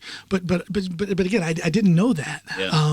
Now I had performed live before, but it was at more local places out in Lier at a place called Trondby Pub with friends, close friends, and of course they're going to enjoy themselves. Closer to the hoedown than and it's going to be more of a direct feedback. Whereas there, I wasn't expecting that, and it crushed me. I thought I'm done. I'm never going to do this again. But then that feedback afterwards was, I mean, it literally led to me continuing. With music, because I was crushed, and I was seriously thinking you can hear it. I have a live recording of that where I say, y'all can dance if you want to, and just I mean, if they were really in the States, if they were really into it, you would be able to hear the audience mic, the crowd mic. You would probably hear some clapping and here we go. But silence, nothing. And they all just stood there and nobody danced. Yeah. No, so that was my first real introduction to performing. Now having said this thing about me being very active in music, I've been mostly active as a writer for others. Okay. Well, what people have seen is the results of my writing for others. I've written a lot for myself. I have maybe 3 albums worth of songs that are pretty much finished. And in fact, before my son Johnny died, it was right around that time. It was supposed to be, in fact, January 2020. He died in November 2019. In January 2020, I was supposed to release an album. But I was so messed up from his death. So that still hasn't happened. So as of now, all I have is 4 singles from that upcoming album out there. Yeah.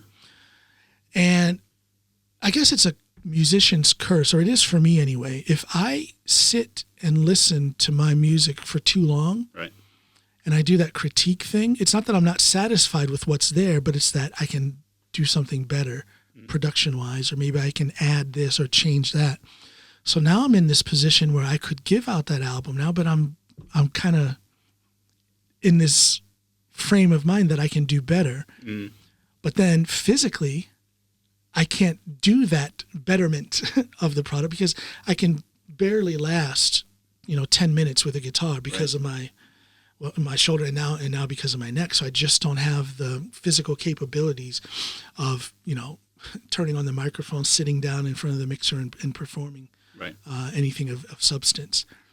So I might come with a single during the course of this summer, kind of capitalize on a little bit of this media attention that I've gotten, right, and put a single. I'll find something that's done that I'm more than satisfied with, that's good enough to put out now that I can be proud of, and I'll probably do that during the summer. Some unfortunate timing in your run-ups, man, because the Johnny thing before, you're supposed to do an album, focus on that. You were supposed to do an hour of stand-up, and then COVID comes along. I'm glad you mentioned that. Sometimes I forget about that, and that scares me that I've gotten so distant from stand-up. But let me start by saying that things have been shaken up and stuff. I don't look at that as a downfall, because when I release my album, it's going to be better than it originally was supposed to be. This step away from releasing music has given me more time to write for others. I've written a song for Jonas Fjeld that I can't say for sure. He hasn't given me a 100% clear answer yet, but it will probably be on his next album, which is going to be an album of English speaking songs that he's coming with. So shout out to Jonas Fjeld. He's a good friend. So it's given me an opportunity. This step away from music has given me this step away from my own music has given me the opportunity to produce more work in collaboration with others, and that's always a good thing. That's I learn things. When I wrote a country album for my friend Øystein Remme, that was quite the learning experience. I'm not a country musician. I've never written country before, but I did that for his whole album. So I love these collaborations because there's so much to learn. I've learned something every time. But you mentioned, gosh, I'm talking a lot. But you mentioned stand up. Yeah. Yes, I was Babek Namati, and gosh, I love that guy. I should call him. And here's one of the things about COVID. It's brought me closer to some people, and I've met a lot of new people because of the podcast during COVID. But it's also, I see that I've distanced myself from some people. Babek is a true friend and brother, and I haven't spoken to him in almost a year, and that's not right. I did the same thing with my best friend. I think God. You're not describing anything too unusual there. But I think Babek is like me. I feel a true kinship to Babek, and I think it's mutual. And I'm sure he understands. I mean, he's got his things going on. I'm sure he sees I have my things going on, and that brotherhood and that friendship is still there. I love you, Babek. I'm going to call you. I should. And he told me, stop thinking about calling me, John. When you want to call me, just call me. Because I've said before, man, I thought so much about calling you and this, that, and the.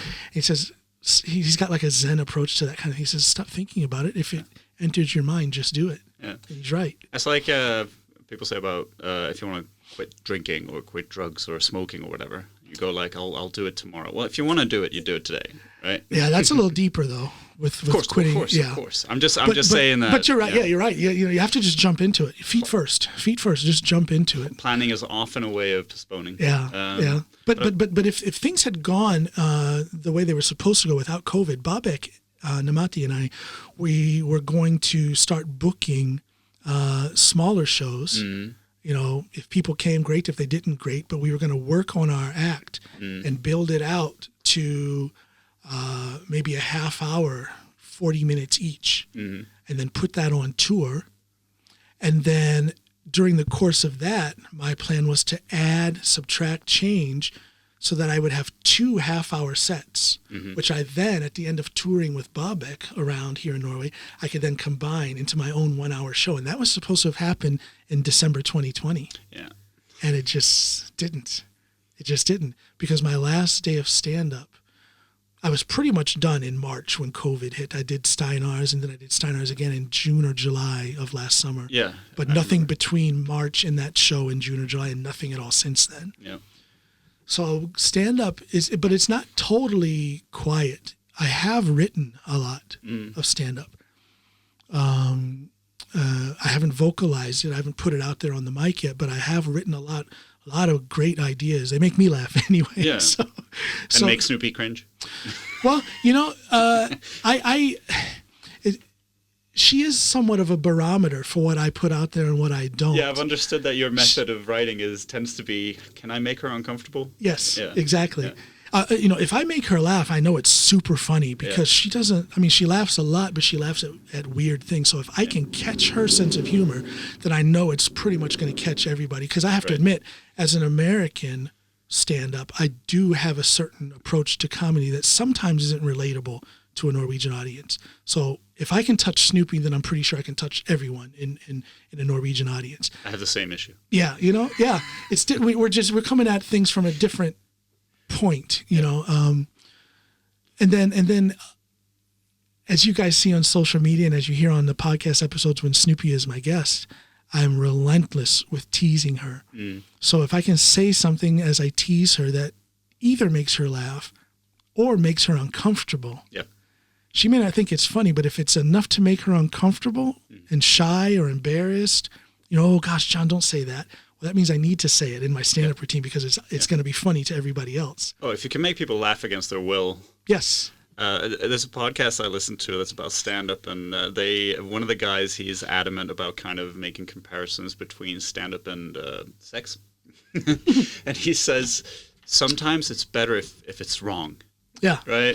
Somebody walks in on you and it's like, why is this better now? Yeah, you know. And it's kind of the same with stand-up. It's like, oh my God, I should not be laughing at this joke. That is why it's so funny. Yeah, I want to push buttons with my stand-up. I do push buttons with my stand-up, but I don't want it to be incendiary. I don't do it to be mean.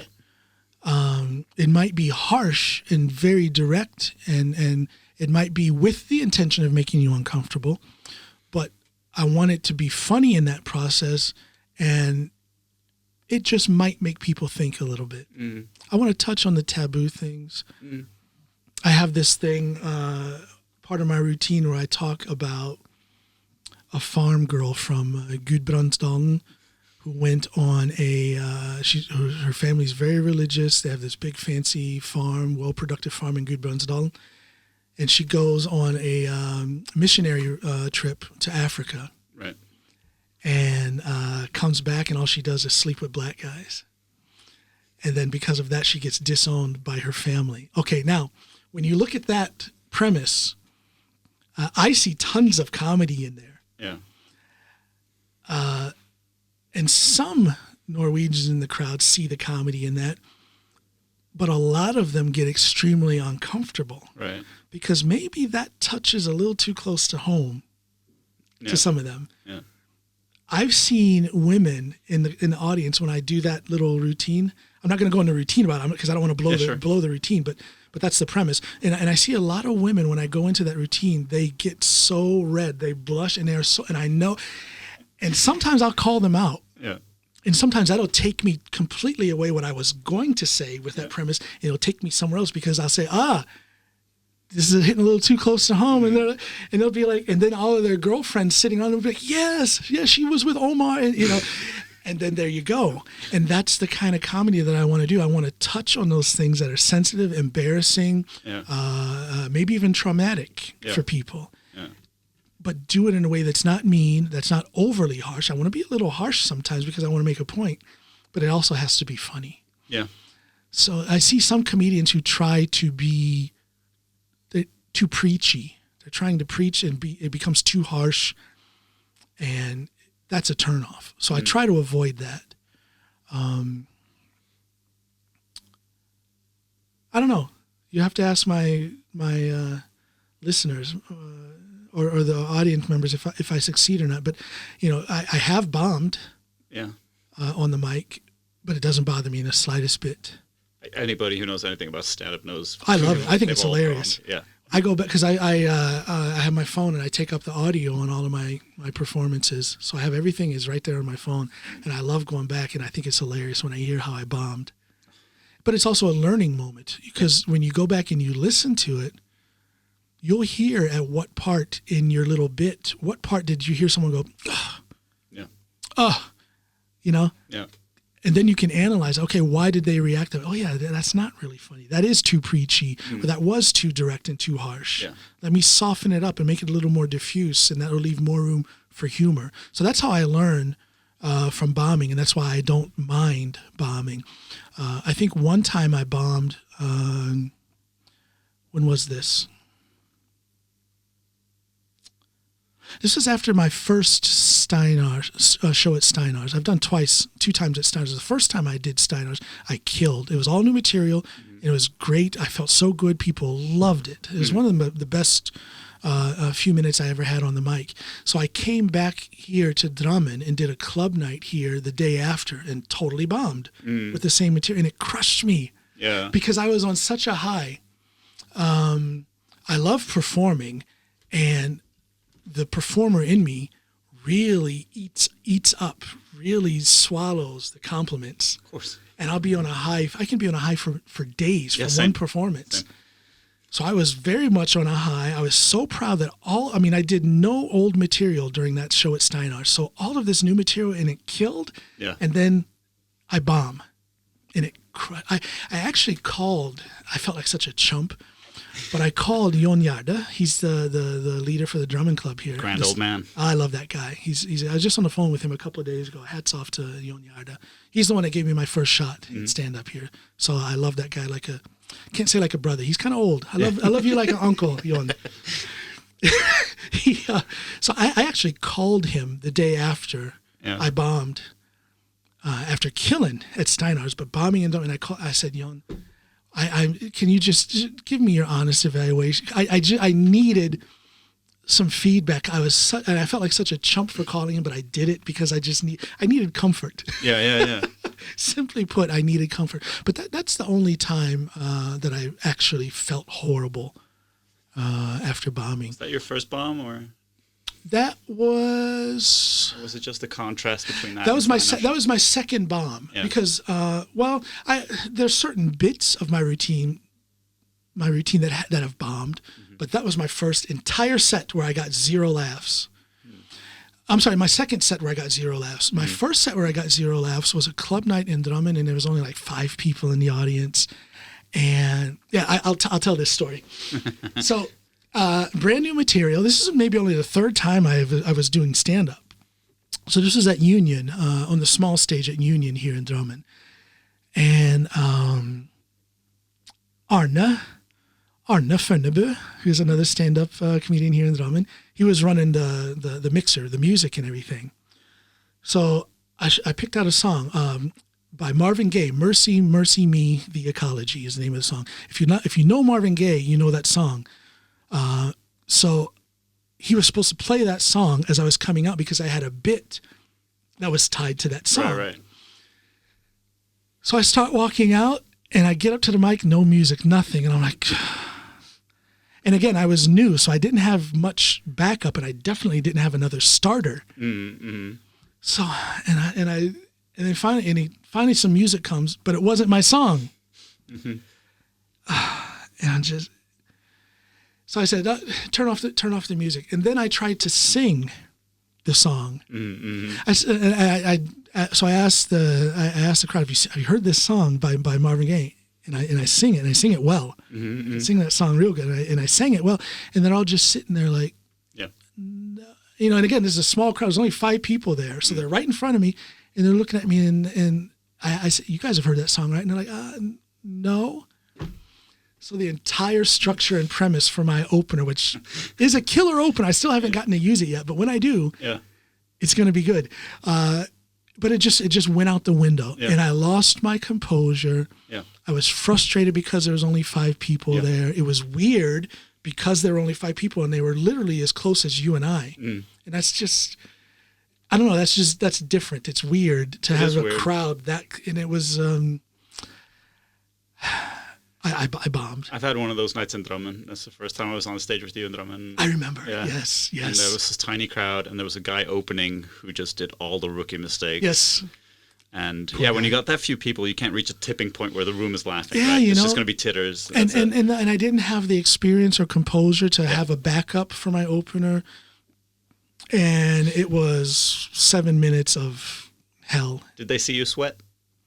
I sweat that night, and they did see it because they were so close. So that was a whole act, or a whole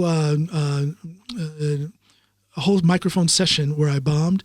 But then, since then and before then, peppered in between things, there's little bits that didn't work. But I always expect that because all of my material, I'm so new at it that everything I'm doing, most of it I haven't tried yet. But my best performance would be either the night I opened for Bobek for he had an hour special. It's either the night I opened for him. That was such a good feeling. I did like 20 minutes maybe. Wow. I'd say at least half of it was improvised on the spot because of the crowd reaction to things I said. And it was just a flow. It was a great night. It's either that or the night I was an opener for Zahid Ali at out in Mjøndalen, at a club in Mjøndalen, Olsen på hjørnet in Mjøndalen.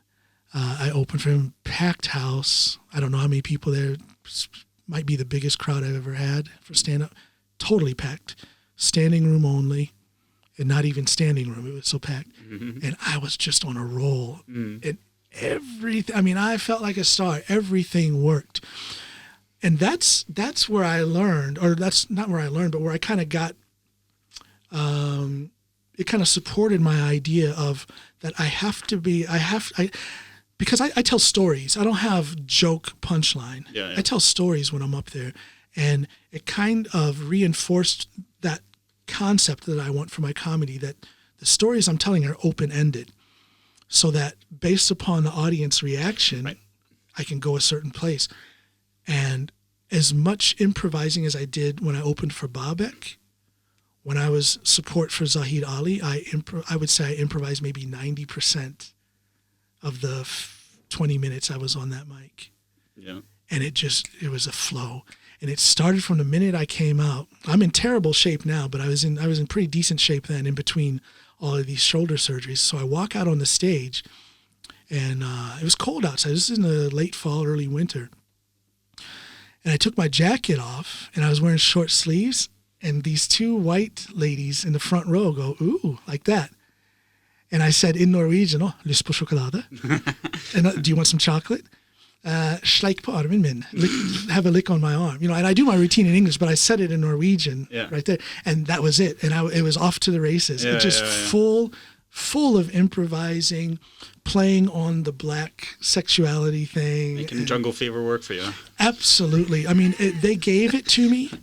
And when the audience reacted, everybody was just, as soon as I said lyst på sjokolade, it was almost as if it was my closer. They were laughing and stomping the floor and clapping. I'm like, okay, I'm going to keep going on this. As long as they're feeding off of it, I'm going to keep going with this. People love that stuff, which shows that you're doing this for the specific room, not for... Absolutely. And it's very much for the room. If people were to record what I do, which I hate that, don't record my stand-up act because it's not ready to be heard by anybody except for those people in the room. And record one set, and all of a sudden you've spoiled 33% of my material for everybody. Exactly. I am not this 5, 10, 15, 20 minutes that you hear. Yeah. That is not my routine. I am trying to find my routine, so please don't record it. Yeah. I hate that. Oh, God, I hate that. And I've actually turned that into a joke that I throw in there. I tell people, you don't want me, well, I'm going to say this. I usually don't talk so filthy on my podcast, but I tell people, I don't watch you, jerking off as you're getting ready to try and have sex with your wife every Saturday night. And, I've seen your wife and how she looks. I know you need to practice to get up to that. So I've actually turned that thing. And when I see people, filming or recording, come on, man, I'm practicing. You got a ready-made slam for that. Right, exactly. Yeah. And it's, I'm a firm believer in leaving that phone in your pocket during shows like that. Don't do that to that comedian, because most of us, in fact, probably all of us at our venues where we are, all of us are practicing. Oh, yeah. It's not polished. It's not finished. Yeah. I don't want people getting the wrong impression of what my routine is all about. That is true. It is true. It's kind of funny. Stand-up tends to have, they seem like a crass bunch, but to me it seems like there's a lot of sensitive people in the stand-up environment. I think we're very sensitive. Care a lot more about what people think than you'd think, because it seems like they're just saying whatever the fuck they think. But people have to remember that it's an act. It's a comedic act. It's satire. Yeah. It's not meant to be taken literally. And if I don't laugh about this, I'll cry. So right. Thank you. Yeah. Exactly. It's very therapeutic for most of us.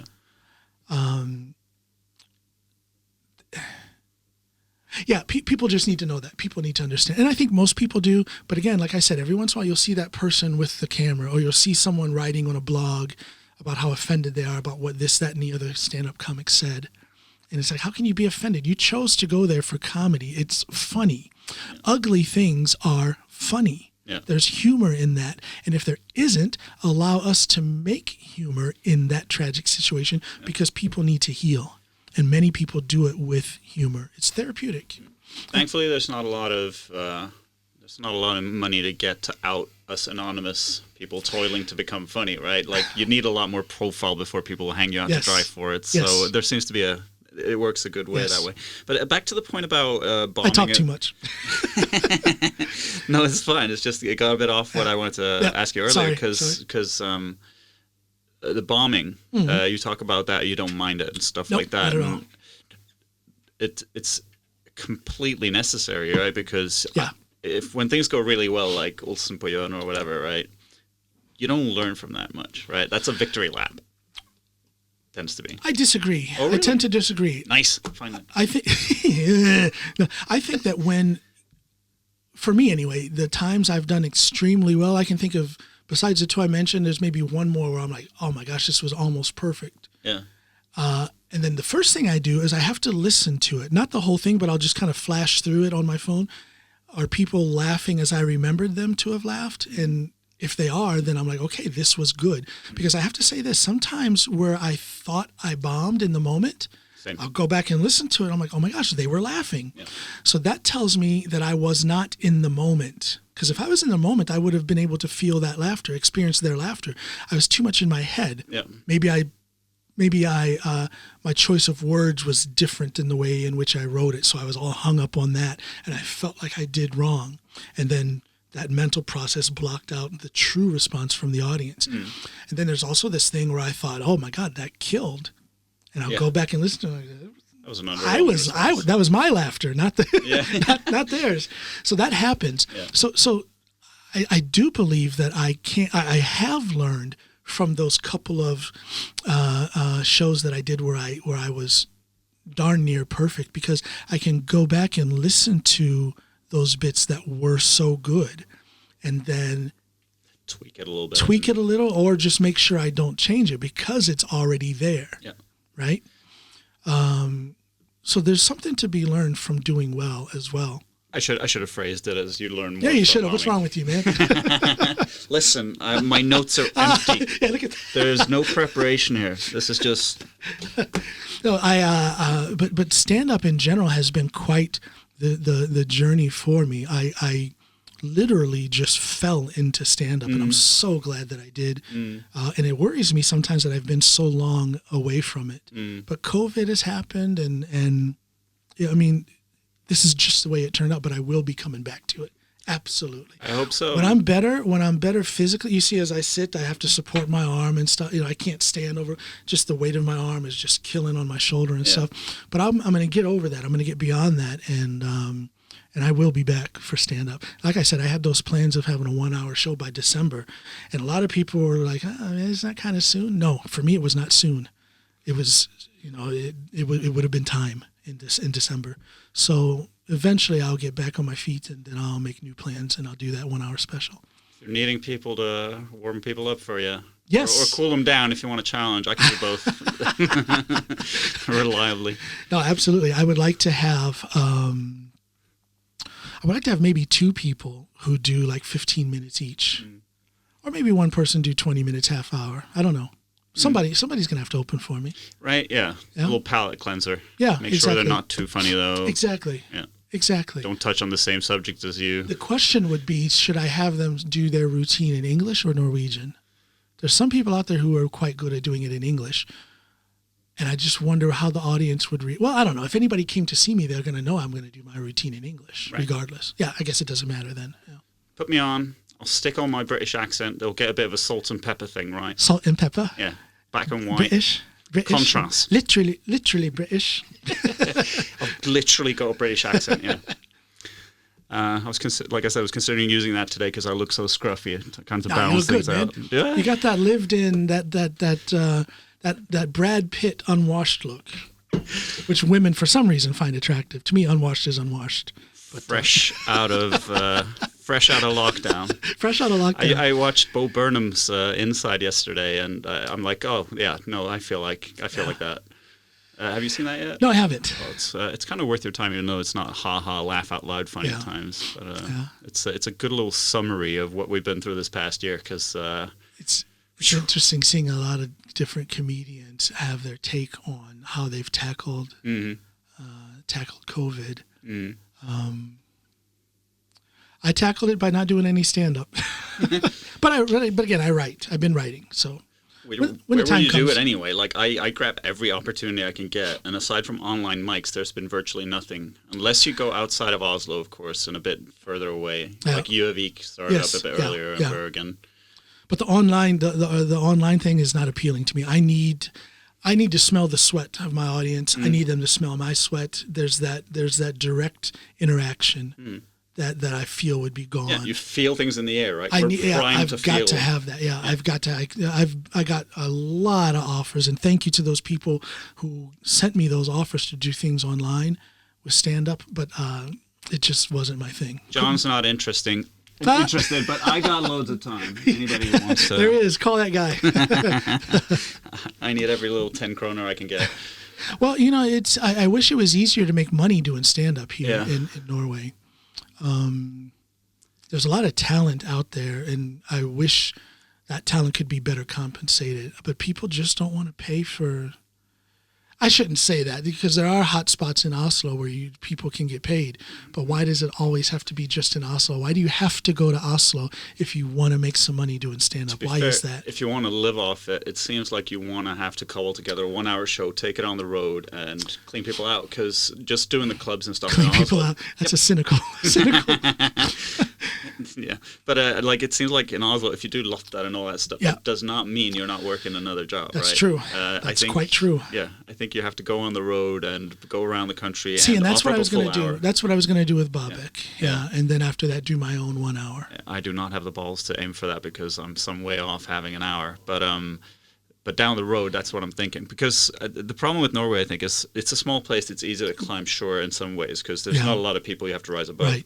But at the same time, if you're going to get a huge market in Norway, it means you're going to have to hit a lot of broad categories, right? You're going to have to appeal to a lot of the common denominators.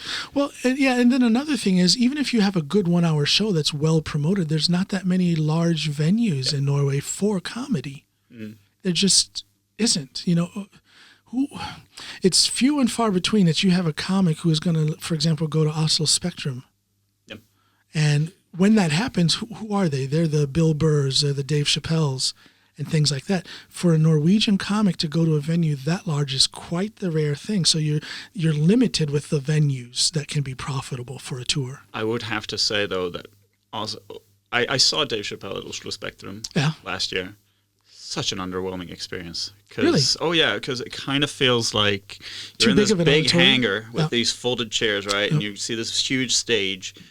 And once Dave Chappelle comes out, it feels like you're at the circus and an elephant comes out, right? And you're at a safe distance. And one of the charms about comedy is that you feel like, oh, I'm in the inner circle. This guy's talking to his buddies.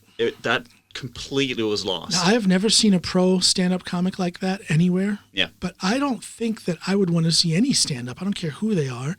And this is one reason why I haven't gone to see Louis C.K. or Bill Burr or Dave Chappelle when they've come to big places like Oslo Spectrum, is because I wouldn't want to go outside, or go into an auditorium or a venue that's bigger than a theater size, like maybe 300, 350, like Centrum Scena. Thank you. Yes, there, someplace like that. Yeah, I saw Bill Bailey there, and he was yeah. See, now that's intimate. Yeah, but you start getting bigger than that. I don't think I would want to. Well, I'm sorry, I would perform at Oslo Spectrum if I could fill it up. Thank you, but I wouldn't have immediate aspirations to perform at a place bigger than that. And I definitely wouldn't go see. I don't care who you are. Yeah. If I'm going to go see one of my favorites, which would be Louis C.K., Bill Burr, Dave Chappelle, Chris Rock, I just don't want it to be in a big arena like that. It's so cold. Yeah, I absolutely. Yeah, I can't do it. I the month before that, I saw a guy called Judah Friedlander at up in Grönland somewhere. I forget the name of the stage in particular, but that's a theater, right? Yeah. And that guy had us dying for 90 minutes, and I was there with Anthony actually. Okay. And he went with me to Dave Chappelle the next month, and Dave Chappelle's like up there in the pantheon with him, right? Yeah. A big deal, and both of us were underwhelmed. So, yeah, set and setting, man, it's crucial stuff. In the same way, watching a special on TV is different to being in the room. It is, but a well-produced special I'm fine with. Yeah, sure. And then I don't care what size auditorium they're in. But it is different. But it has to be, it's very different, and it has to be well-produced. There's some specials where, because of the camera shots, maybe it's the number of cameras plus the angles from which they film, where you feel like you are so far away from them in that big auditorium.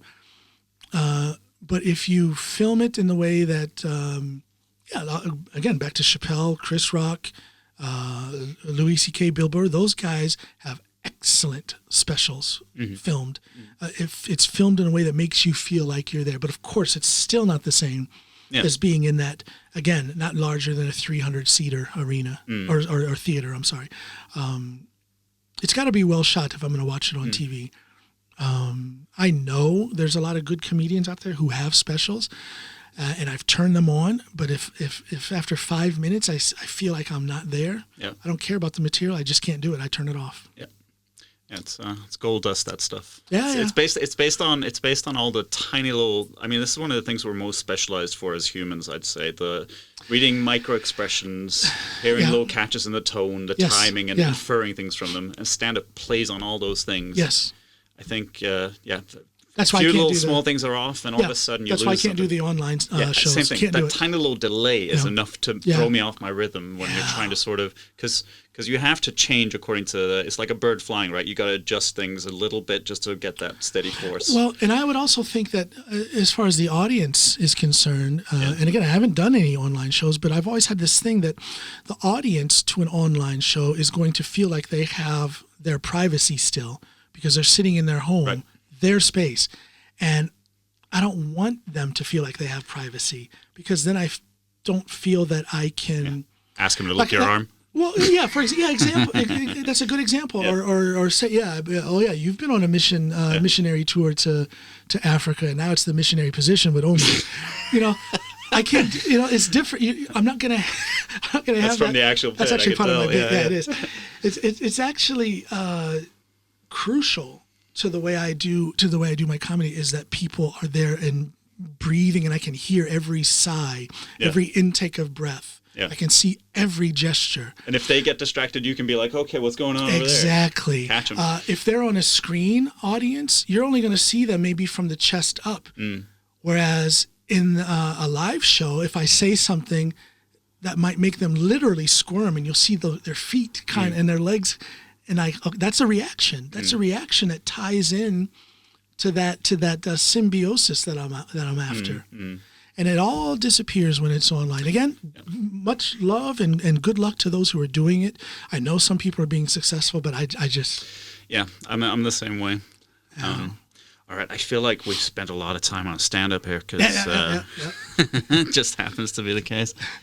It's my big thing, and it's how we know each other. Yes, yeah, exactly. So I can't help it. I don't know. Is there anything... I feel like there's something I haven't covered because I can tell we're running on a bit. It's been 2 hours ish. Oh, I look at it, 2 hours and 5 minutes. Is there anything I haven't asked you about? Something that's kind of essential to know about John Allen to get John Allen the man? This is a big question I'm putting to you, but I don't know. I there's so many different ways to get to know me. You can get to know me from my online presence, but that's not me in my entirety. You can get to know me through my podcast, but that's not me in my entirety. A lot of people know me as a powerlifter, but that's not me in my entirety. The sum of all of those things is who I am. And I'm not afraid to speak on the things that I'm occupied with. I'm not afraid to speak on the things that move me. I'm not allowed to ask the questions that I wonder about. I'm not afraid to put my pain and sorrow out there. Again, that's the reason why I do this podcast, is to put that out there and maybe learn something and maybe put something out there that others can learn from. I'm not that complicated of a guy. I'm very driven. I'm very focused. My calmness and my desire for dialogue should not be interpreted as this soft, floating, unmotivated, pancake of a guy type of thing. Because, I've been through life's trials, and I still am, and I will be for years to come, constantly tested, constantly in a state of growth. And I think that, a lot of people look at my powerlifting, and that's what they know. Maybe they're a powerlifter themselves, and they think automatically that I can be pigeonholed as, quote, a powerlifter. Meathead, right. There are some people who know about my background from being a police officer, and they'll pigeonhole me as a police officer. And the pepper they throw at me then when I go on social media or on my podcast or on the news, and I criticize the inner workings of the policing system. So if I want people to know something, I want them to know that they shouldn't pigeonhole me. Just open up your mind and see that I am a multifaceted guy. That doesn't make me better than anyone. I just happen to have a lot of interests, and I'm blessed to be in a position to where I can nurture those interests. And that's really all it is. I'm on a quest. And there's no arrogance in that. Quite the opposite. It's quite humbling to be on a quest, because that means that I'm not fully developed. Far from it. And there's something bigger than yourself that you're striving towards. Absolutely. So I say that in all humility. And in all humility, I say that I have somewhat of a unique privilege, being this Black American living in Norway, doing the kinds of things that I do. This unique privilege that those things that I do attract the attention of quite a few people, and it attracts the attention of the news media, so that I get on a national platform from time to time. And that's quite the unique and very humbling privilege. It puts a sense of responsibility on me. I mean, I'm always I always take responsibility for what I do, but I feel like there's an extra thing. This kind of goes back to a thing that you'll hear a lot of, especially Black Americans say that up through the years, Black Americans have had to work twice as hard to get half as much as the rest of society. So I feel that to a certain degree. You know, you can play with the percentages. Maybe it's not twice and maybe it's not half. Yeah, sure. But I do feel that. But I take that weight. I'm a power lifter. I'll take the weight, you know, and I'll push it, and I'll carry it, and I'll grow from it. So I don't know. Is that a good summary, kind of? Yeah. Oh, I'd say so. And I totally agree with what you say. Like when I first met you, it's like I only thing I knew was you were a powerlifter, and you're doing comedy too now. And then, you know, I find out all these other things in your background and stuff, and it's some of these don't seem like they mix, you know, you know, and the fact that you've thrown yourself into each and everything, like with all you got, and made headway, and well, that goes back to my childhood. I had too many experiences where I felt like I wasn't shit. Oh, really? I had too much of that. And I had too many things that I wanted to do that I was discouraged from doing, things that I think would have benefited me, you know, in my position in life today. But things that I was discouraged from doing are things where I didn't get the support that I now see as an adult that I needed. Mm-hmm. And having gone through that, having lived that, and having become old enough and wise enough to analyze those occurrences from my childhood and my young adulthood, it put me on this path to where, you know, after having gone through things like, you know, Marine Corps boot camp and getting that huge boost in confidence as far as knowing that I can do any doggone thing I want. I've done this, so I know I can do anything else that's out there. Gift of mastery. Exactly. So I've carried that lesson with me. I've carried the experiences, and let's call it trauma, from my childhood with me. So it's a combination of these new life experiences as an adult and that trauma or that disappointment or that sense of unfulfilledness from my earlier life. And when I put that together, it leads to this quest for more knowledge and more growth. It leads to this service mindset. Again, I want people to hear this podcast and all of my episodes, and get something out of it that they can carry with them and go further. Because, you know, I've had too many situations where I didn't get the support that I needed. So I want to do what I can to put something out there that can support somebody who might need it, whether it's a child or a grown man or woman. It's a fairly noble cause, man. I know I've appreciated your podcast a lot. I haven't been your best listener, I'll have to admit. Well, you're better than Snoopy. She can't even pronounce what the doggone thing is called. I called her out on that once on an episode. Snoopy, tell everybody it was, you know, I wanted her to do like a promo. Yeah. And she, you know, like a deer in the headlights. She didn't even. It's like, come on, Snoop. The Coming Home podcast with. Oh yeah. So you're better supporter than Snoop. But I think it's really cool that you get in so many different people. You offer them a platform. Yes. Yes. But I'm really totally glad. selfish of me. Yeah. Well, I'm glad. I'm trying to learn. I'm glad that Anthony suggested this, because obviously you're every bit as interesting as the guests you have on. So thank you. Thank you for saying that. It's good to look under the hood a bit. Well, everybody has a story to tell, and I'm glad I got to tell my story in detail through the great questions that you've asked. And I'm glad that this happened because of Anthony. He's coming back. I've got to have that guy back on. I got to get him in here, talk with him face to face, and spend a day with him. I was talking to him about it. He felt a bit like he was warming up for the first half of it. So yeah, you know, I noticed that, and if I didn't have to go to the bathroom so bad at the end, I would have kept talking with him. But I had to. Right.